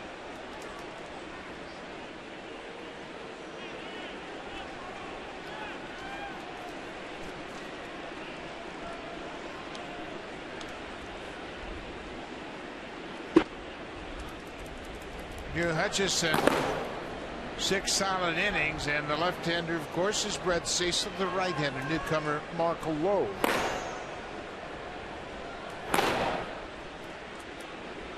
Hutchison has done another good job here tonight. He's really pitched well at home this season.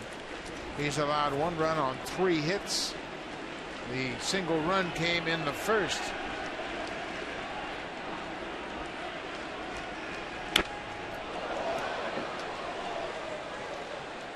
Kendall Graveman was knocked out of the ball game.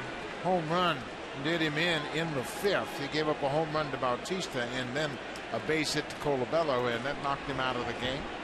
So he goes 4 2/3 against his former team. The defense has cost him some problems tonight. Oakland committing 2 errors in a game tonight.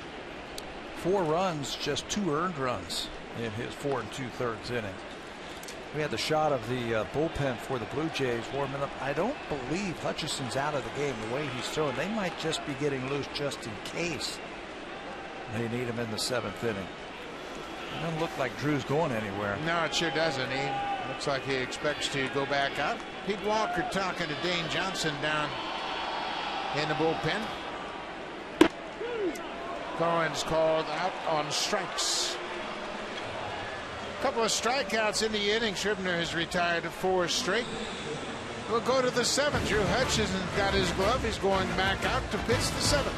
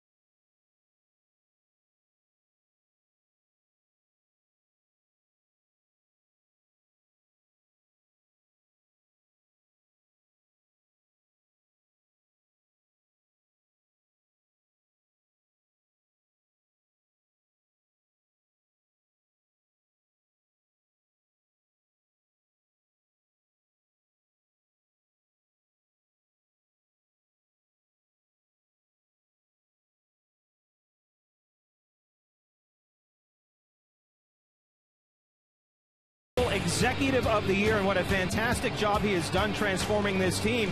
And you can read all about it in the latest edition of Sportsnet magazine. You can read all the inside information of exactly what Alex did to turn this team around. Now, if you download the Sportsnet magazine app, you can get that issue, and Rogers and Shaw Sportsnet 1 customers can get a digital subscription for free. Visit sportsnet.ca/magazine for all the details. Arden Zwelling did a fantastic job along with some help from our own Shai Davidi. Barry, I think if you ask the crowd in attendance tonight, they'd give Alex Anthopoulos the Executive of the Year right now. I don't think they need any more proof. He's done everything he can do, and he has done a terrific job of fortifying this Blue Jays roster. Drew Hutchison to Stephen Vogt, delivers a first pitch strike.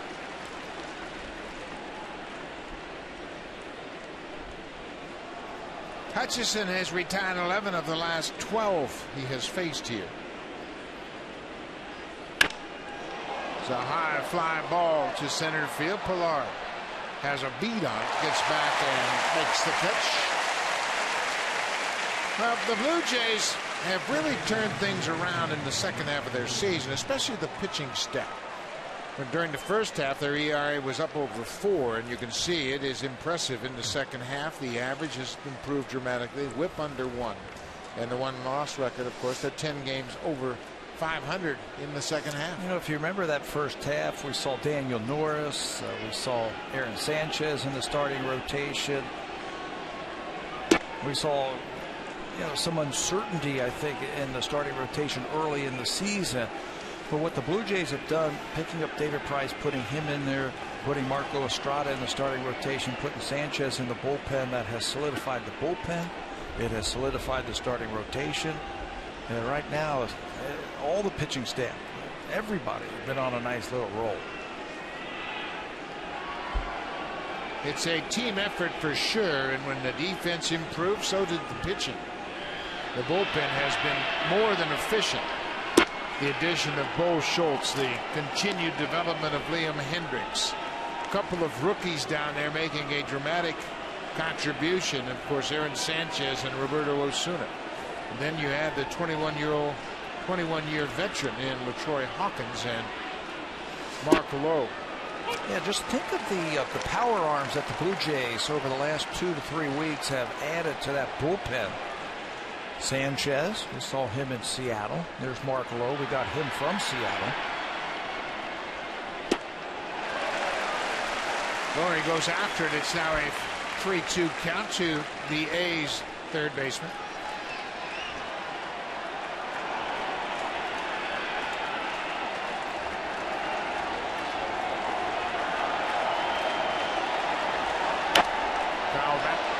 When you think about the Blue Jays, and yeah, we know David Price has only made 2 starts.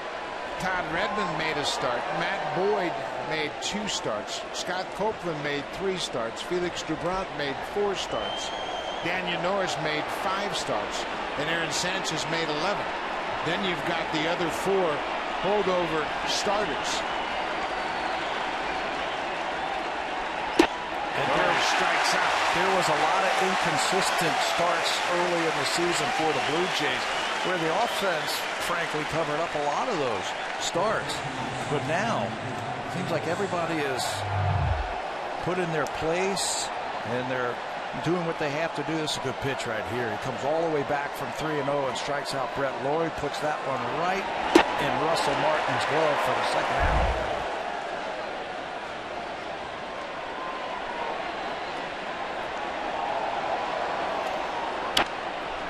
Hutchison is filling up the strike zones now. He is pounding that strike zone. He's got a 3-run lead pitching in the 7th.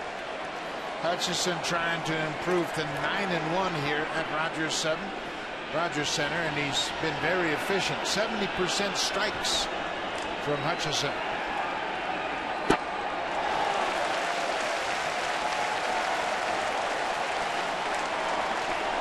39,381 in attendance. Terrific crowd for a Tuesday night. Get on the bandwagon, folks.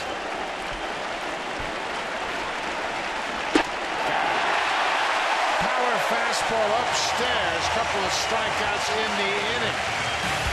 Drew Hutchison has found the groove here in the middle innings. He walks off the mound after 7 strong innings.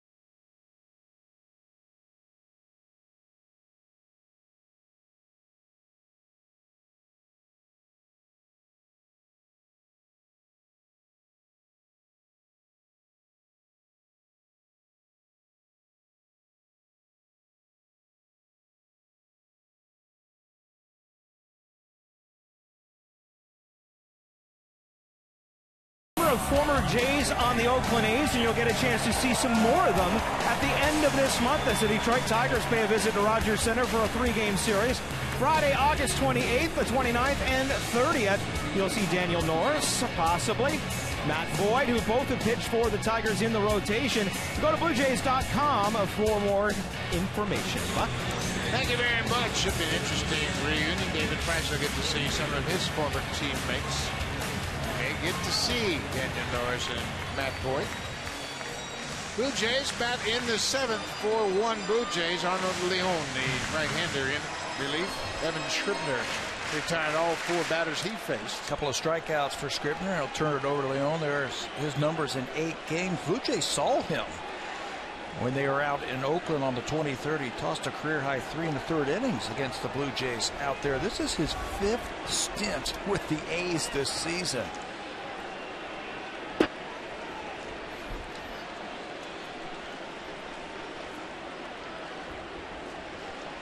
Leon making his first appearance here at Rogers Center.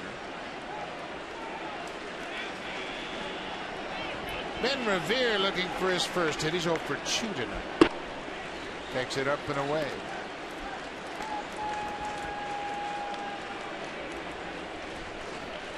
Blue Jays have 4 runs on 5 hits. Now they're facing Leon for the first time tonight. There's a strike. It's 2-1. Leon is 26 years old. He's from Culiacan, Mexico.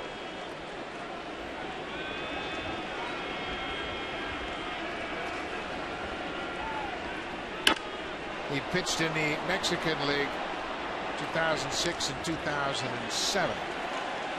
2008 they brought him to the California League. He pitched in Stockton in A-ball. Pitched in relief. He has started some games. Last year in AAA Sacramento, he made 27 starts for Oakland. And a looper down the left side. That's going to go into foul ground. Spent that whole year last year in AAA, except for 1 day in the big leagues last year for Oakland. He was actually the, quote, 26th man for a doubleheader that he was able to come up and pitch in the big leagues last year.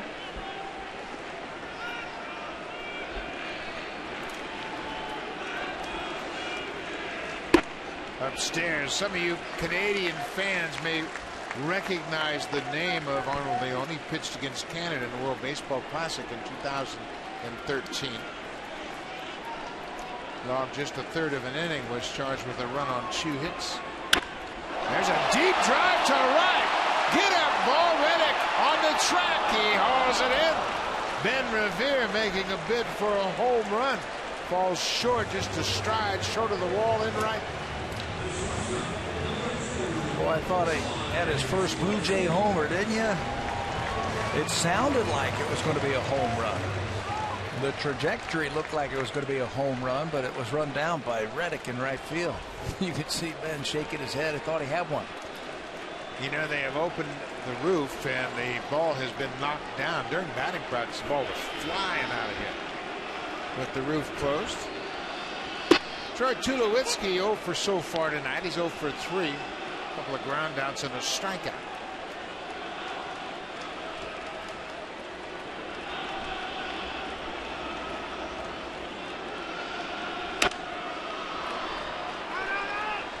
When you're a veteran like Tulowitzki, you lean heavily on your information against pitchers. You see a lot of National League pitchers over and over again. You know, he got off to a great start. He homered in his first game, had a couple of doubles, and everybody said, man, this is going to be an easy transition, but it's not. Especially with the Blue Jays now. They've put themselves in the spotlight. Everybody is working hard trying to figure out how to get them out. Well, there's a good curveball from Leon. 2 up, 2 down for the big right-hander. Kendall Graveman started this ball game. It's his second start against the Blue Jays this season, and he had a similar outing in Oakland. He goes 4 2/3 tonight, allows 5 hits, gives up 2 earned runs, 4 runs overall, but the 2 errors hurt him in the second inning. Bautista connected for his second home run against Graveman this season. And the Blue Jays did a good job of really making Kendall work. It took him 103 pitches to get through 4 2/3 innings. And you're right, the defense didn't do many favors tonight. He'll be charged with 2 earned runs.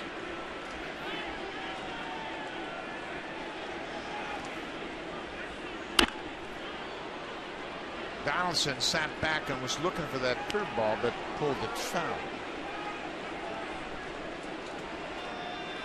I think the Blue Jays are learning now that their pitching is so good they don't have to pummel opposing teams to win. Remember, they won 2-1 and 2-0 in New York in a 3-game series. Boy, that's something we couldn't say many times in the first half of the season. Winning ball games where they weren't scoring 4 runs. But you know what? Yankees have a good pitching staff. So does the Oakland A's. I mean, they're facing 2 of the better staffs, I think, in the American League here. And then you get the Yankees right back here this weekend. Donaldson knew it. He'll take off his helmet. 3 up, 3 down for Leon. We'll go to the 8th. Blue Jays have a 4-1 lead. Drew Hutchison has been in charge tonight.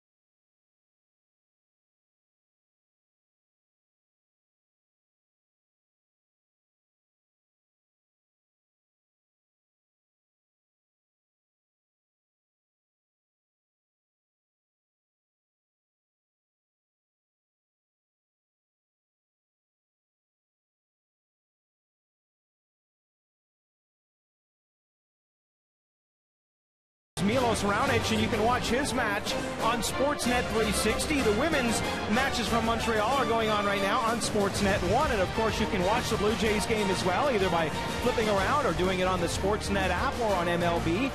So many ways, Buck, to watch the Jays and the tennis at the same time. Lots going on for sure, and we got a couple of great venues in Montreal and in Toronto. Plus the Blue Jays right now enjoying a 4-1 lead. Drew Hutchison, 79 pitches through 7 innings, and he has really sorted things out here tonight. You know, we were saying at the top of the telecast, you asked me what they need to do to be successful. Fastball command, and his fastball command has been very good. He's been jumping ahead of these Oakland A hitters with that fastball. And once you do that, once you show a lineup that you can throw that fastball over, they're going to expand their zone, and they're going to chase some borderline breaking balls, and they'll certainly chase the changeup. But you got to prove to them that you can command the strike zone with your fastball. And he has put away a couple of those hitters with sliders, the right hitters, and changeups to some of the left-handers. There's a good slider. Donaldson from deep at third throws on the run, not in time. Donaldson did everything he could do. Simeon runs well, and he beat it out at first for a leadoff single here in the 8th. Yeah, you just can't play deep with those guys who can run like that. I think there's going to be futile effort right here, because he's going to be safe. He was by that bag before it went into the glove. You just can't play deep against these guys who can run when they chop the ball like this. It makes it awfully tough for those fielders to finish it off.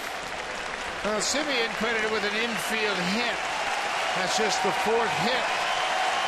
And you can hear the crowd appreciative of another fine start for Drew Hutchison. He's in line for his 9th win here at home.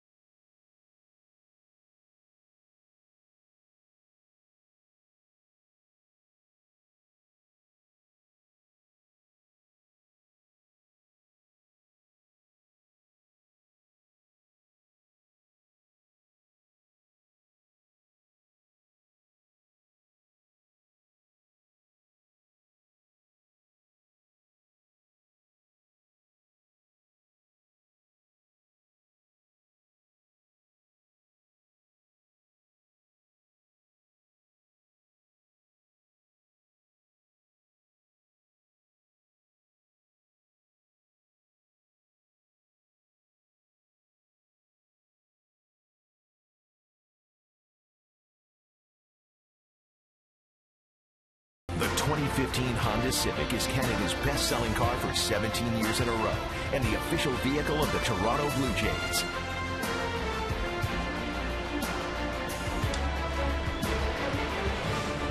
John Gibbons with congratulations to Drew Hutchison. Hutchison threw 82 pitches to get into the 8th. Aaron Sanchez throws the first pitch. Donaldson in time to get Sogard. Sogard making a bid for a base hit. Donaldson has seen that act before, and he makes a nice play on his former teammate. Get a big out for Aaron Sanchez, who enters the ballgame for the 20th time this season. There are his numbers: 6-4 with a .330 earned run average. He has been lights out since they have brought him up and put him in that 8th inning role. He's pounding that strike zone with the fastball. You can see the right-handers have had no luck against Aaron. Just hit a 156. And it's been a nice little combination for the Blue Jays. Sanchez and Osuna, their youngest pitchers, on the mound handling the 8th and 9th inning. 1 out. Billy Burns.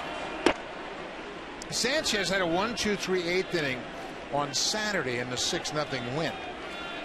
He got Ellsbury, Gardner, and Alex Rodriguez on 12 pitches. Then he came into the ball game and threw 14 pitches on Sunday. That's the one thing that was most impressive about the bullpen in New York. They logged 7 2/3 innings. They threw a total of 80 pitches in 3 games. How many times have we gone into Yankee Stadium and lost games, the Blue Jays, late because the bullpen couldn't hold leads? There was one game on Friday, 7th, 8th, 9th inning, where they throw a combined 21 pitches, the bullpen, to get the Yankees out in 3 innings. They faced the minimum 9 batters in 3 innings. They gave up a single. Hawkins gave up a single, but then got Rodriguez to hit into a double play in the 9th. Cecil gave up a single to Beltran with 1 out, but then got Headley to ground into a double play. This is a slicing ball foul. And then Osuna, with the lead, came in to work the 10th through 6 pitches. Said, that'll be enough. I got things to do. You know, I think that was the most impressive, and I was talking about that today. The impressive thing was Roberto Osuna twice coming in to save ball games. 1, 2, 3, 9th inning. How many times has that happened? On Sunday, he retired McCann, Beltran, and Headley on 11 pitches in a 2-0 game. In Yankee Stadium. Again, that doesn't happen very often. This is going to be a base hit. Simeon is around third. He's going to score. Pilar gets it back in quickly and airmails the second baseman, but Smoke's there to back him up. Billy Burns with the base hit.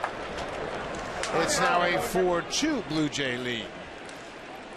For Burns, that's his 24th ribby. Fastball down the way. Watch how he just sticks the bat out there to keep it going. He's got one of the highest swing percentages in baseball. 2-strike approach, just slashes at that ball and gets it over the head of Tulowitzki for an RBI single. Pilar did a heck of a job to get over there, cut that ball off, get it back into the infield, and keep Burns at first base. Burns is a threat to run even though they're down by 2. He has 23 steals. Not running here. Chris takes a strike. Coco Crisp has walked, hit into a double play, and popped out.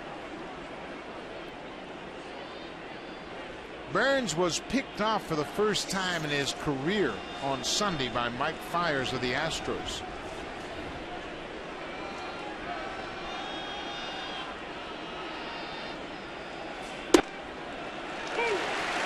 Another pitch on the corner, 0-2.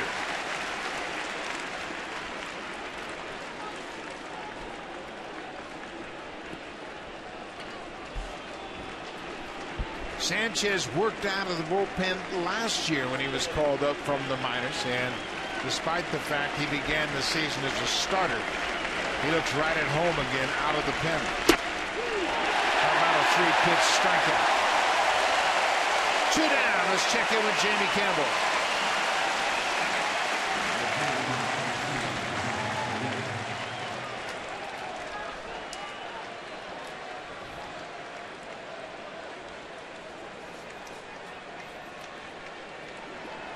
Luis Severino out of the game. Chasen Shreve worked an inning with a couple of strikeouts. Dylan Betances, the big right-hander, into the game for the Yankees.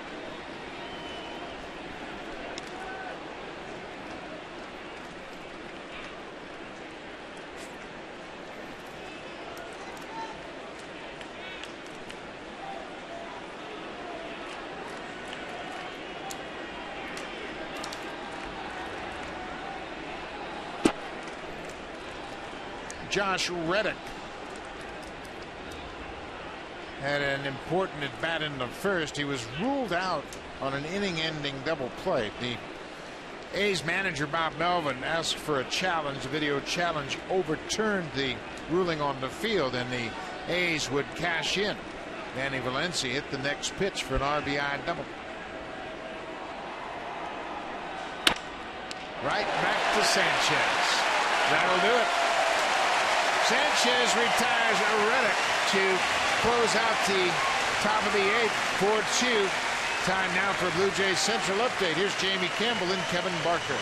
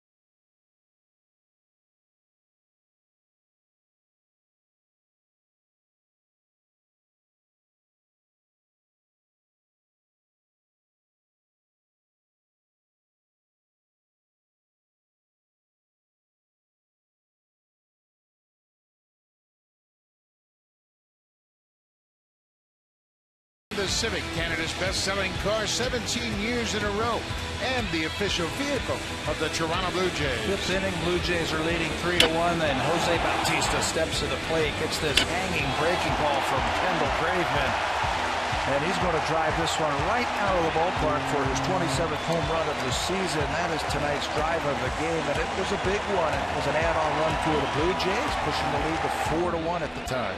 And now with a run for the A's in the top of the 8th. It's a 4-2 ball game for the Blue Jays slugger Bautista. That's his 20th home run since the 1st of June. To put it in perspective, the major league leader in home runs from June 1st on, Carlos Gonzalez of the Rockies, has 22. J.D. Martinez and Mike Trout have 21, and now Bautista has 20. It's a fly ball to right. It's going to stay in the yard. Reddick makes the catch. Let's check in again with Jamie Campbell.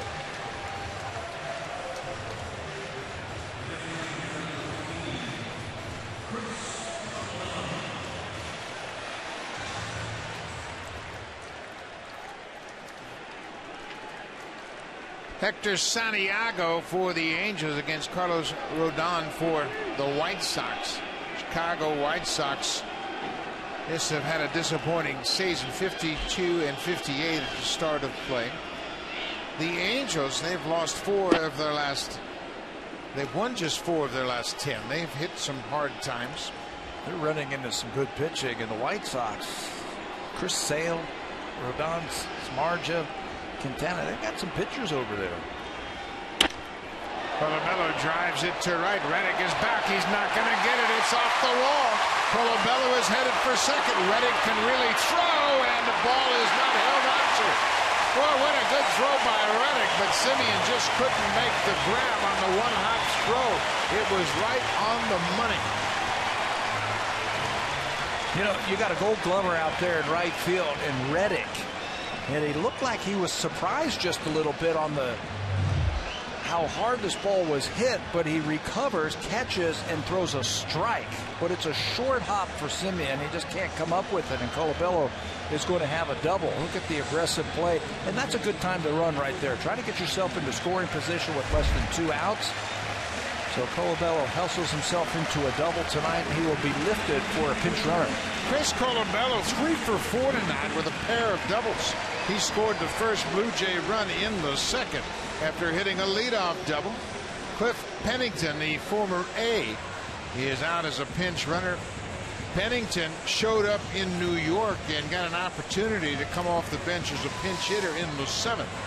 He would strike out as a pinch hitter and later on walked in the game as he took over defensively at second. So Pennington, who was a first-round pick of the A's, came up to the majors. The Blue Jays acquired him from Arizona. Can do a little bit of everything for the Blue Jays, and now he's going to come off the bench and pinch run. That's a big add-on run out there at second base. Osuna and now Mark Lowe has Joy Roberto. Russell Martin, he's gone 0 for 3 so far. We're in the eighth. Blue Jays have a 4-2 lead.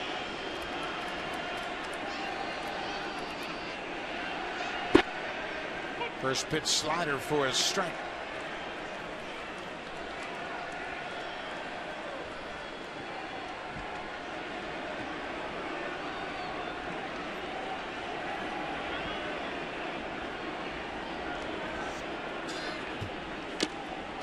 Martin had a good cut, fouls it off the catcher's glove. Boy, did he ever miss his spot, too. He wanted to go inside against Russell. Russell had a mighty cut at a pitch out over the plate.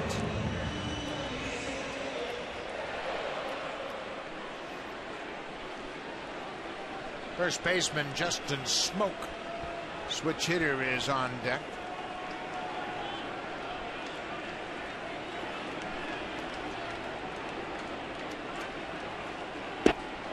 Another slow breaking ball. Martin strikes out for a second time.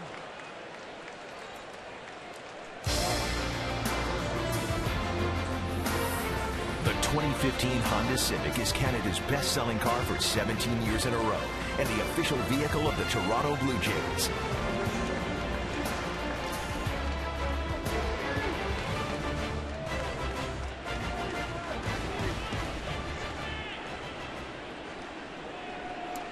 With the base open, they're going to pitch to Justin Smoke with 2 outs. Smoke has hit the ball hard 3 times tonight. He doubled in his first at bat down the left field line and then smoked a hard grounder. Sogard was out in right field. He made a play on it. And then this third time up, he lined one straight up the middle, one hopper to Simeon, who was on the first base side of second. He's hit the ball hard all night. That's why I'm really surprised they're actually pitching to him. There's a deep drive to center. Burns is back. This ball is high, but it's going to stay in the pile. Smoke hit it hard again. The A's are out of the eighth. Will go to the ninth. It's 4-2 Blue Jays. Aaron Sanchez had a good eighth inning. Roberto Osuna coming on for the ninth.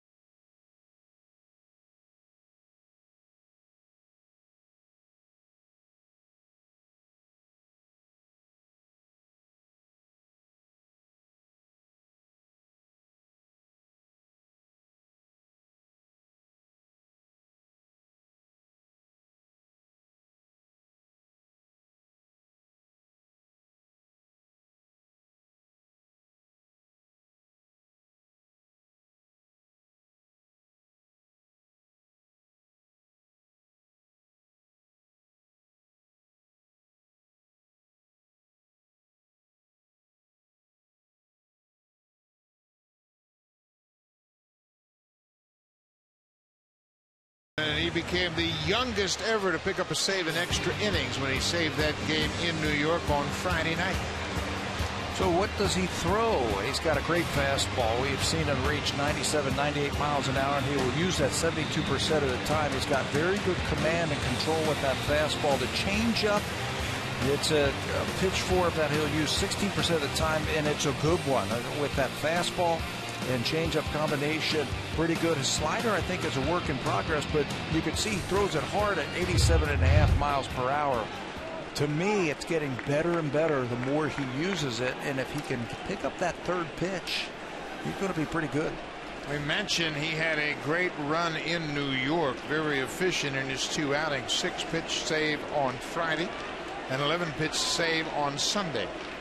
And he throws a lot of strikes. Danny Valencia knows that. He got a first pitch strike on the corner. Valencia has driven in one of the 2 A's runs here tonight. He had an RBI double in the first. Slider off the plate outside, come right back with it, and he'll swing at it. Yeah, you put fastball in his mind with that first pitch, but he just missed too badly with that first slider.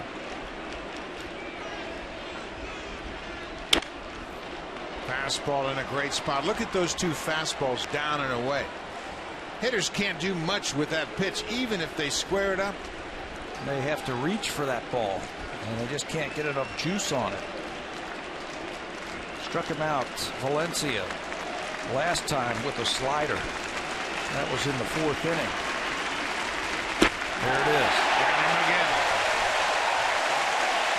With 1 out now for a preview of what's coming up next on Sportsnet Central. Here's Ken Reed and Ivanka Osmak.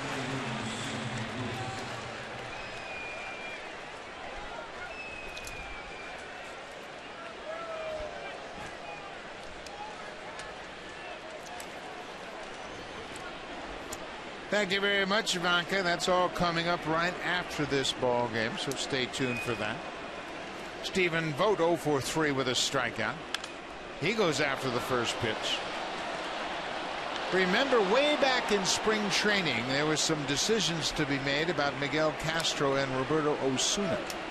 And there were a lot of people that felt like Castro was further advanced than Osuna. Well, we found out very quickly that wasn't the case.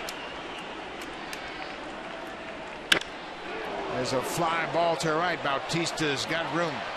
And it's over his head. Ball carried further than he expected. Looked like he thought that ball was going to die, and it carried over his glove up against the wall, and that double will bring the tying run to the plate. You know, much like the ball that Colabello hit at Reddick last inning. Jose has it, and then the ball just kept carrying right over his glove for extra bases. Well, that's a great point. Same thing happened to Josh Reddick, who's a former Gold Glove winner.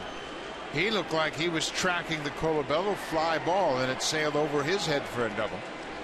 2 very good outfielders, 2 very good right fielders got fooled on a couple of fly balls. So now things get interesting. Brett Lawrie at the plate. 1 out. 4-2 Blue Jays.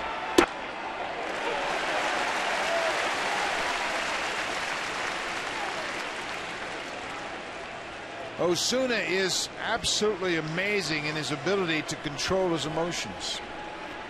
It doesn't make any difference where he's pitching or what the situation is. He might get hit around and he might lose a game or 2, but it's never going to be because he's intimidated. No, he says he's been pitching for a long time.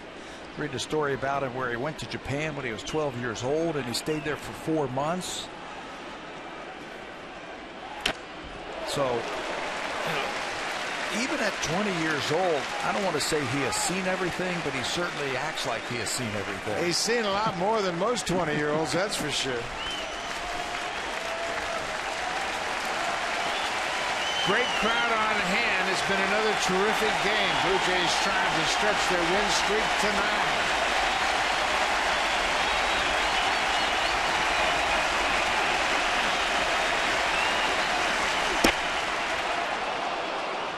pumping those fastballs, 96 miles an hour. Brett Lawrie is a very good low ball hitter. Very good low ball hitter. So I think if you're going to use that fastball, I think you've got to keep it up in the strike zone so he can't get on top of it. Oh, what a play by Martin. Osuna came out of his delivery and really gave Martin a tough ball to handle. No problems at all. He just backhanded it. Kept Vogt at second. Got away from him a little bit. How about Russell? Playing like a first baseman there, picking that one. Full count to Lawrie. Fly ball. Pilar broke back. He gets there. 2 down.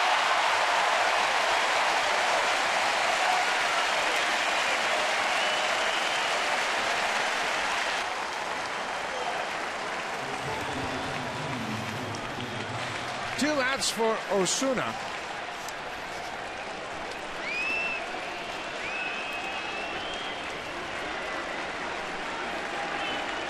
Osuna looking for his 11th save.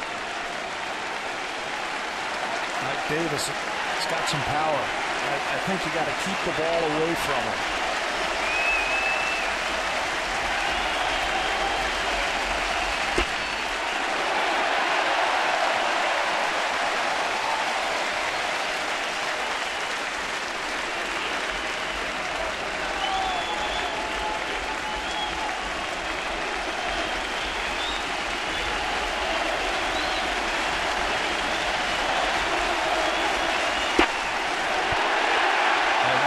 They're keeping that ball away from his power.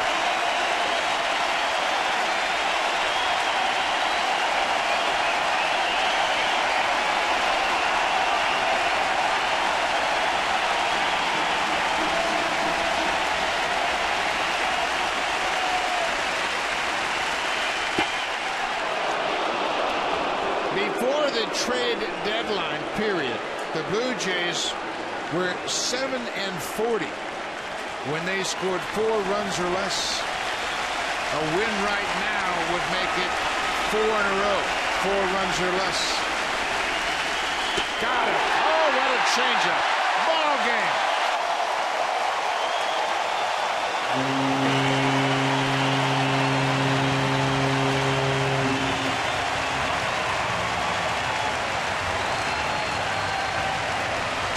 Hutchison improves to 9-1 here at Rogers Center. The Blue Jays have extended their win streak to 9 straight. Another good win for the Blue Jays. They win it 4-2 in the first of 3 against Oakland. They needed a big outing from Drew Hutchison, and he delivered tonight. 7+ innings, pitching into the 8th inning. He only gave up 2 runs tonight. He was in command. He used his fastball effectively. The slider came back when he needed it. He had a big strikeout with a changeup. They get a good pitch ball game and enough timely hitting and another save for Osuna. And the Jays take the first game of this 3-game series. Another great outing for Sanchez and Osuna. Blue Jays win the opener. More great breakdowns of this ball game coming right up on Sportsnet Central. Here's Ken Reed and Ivanka Osback.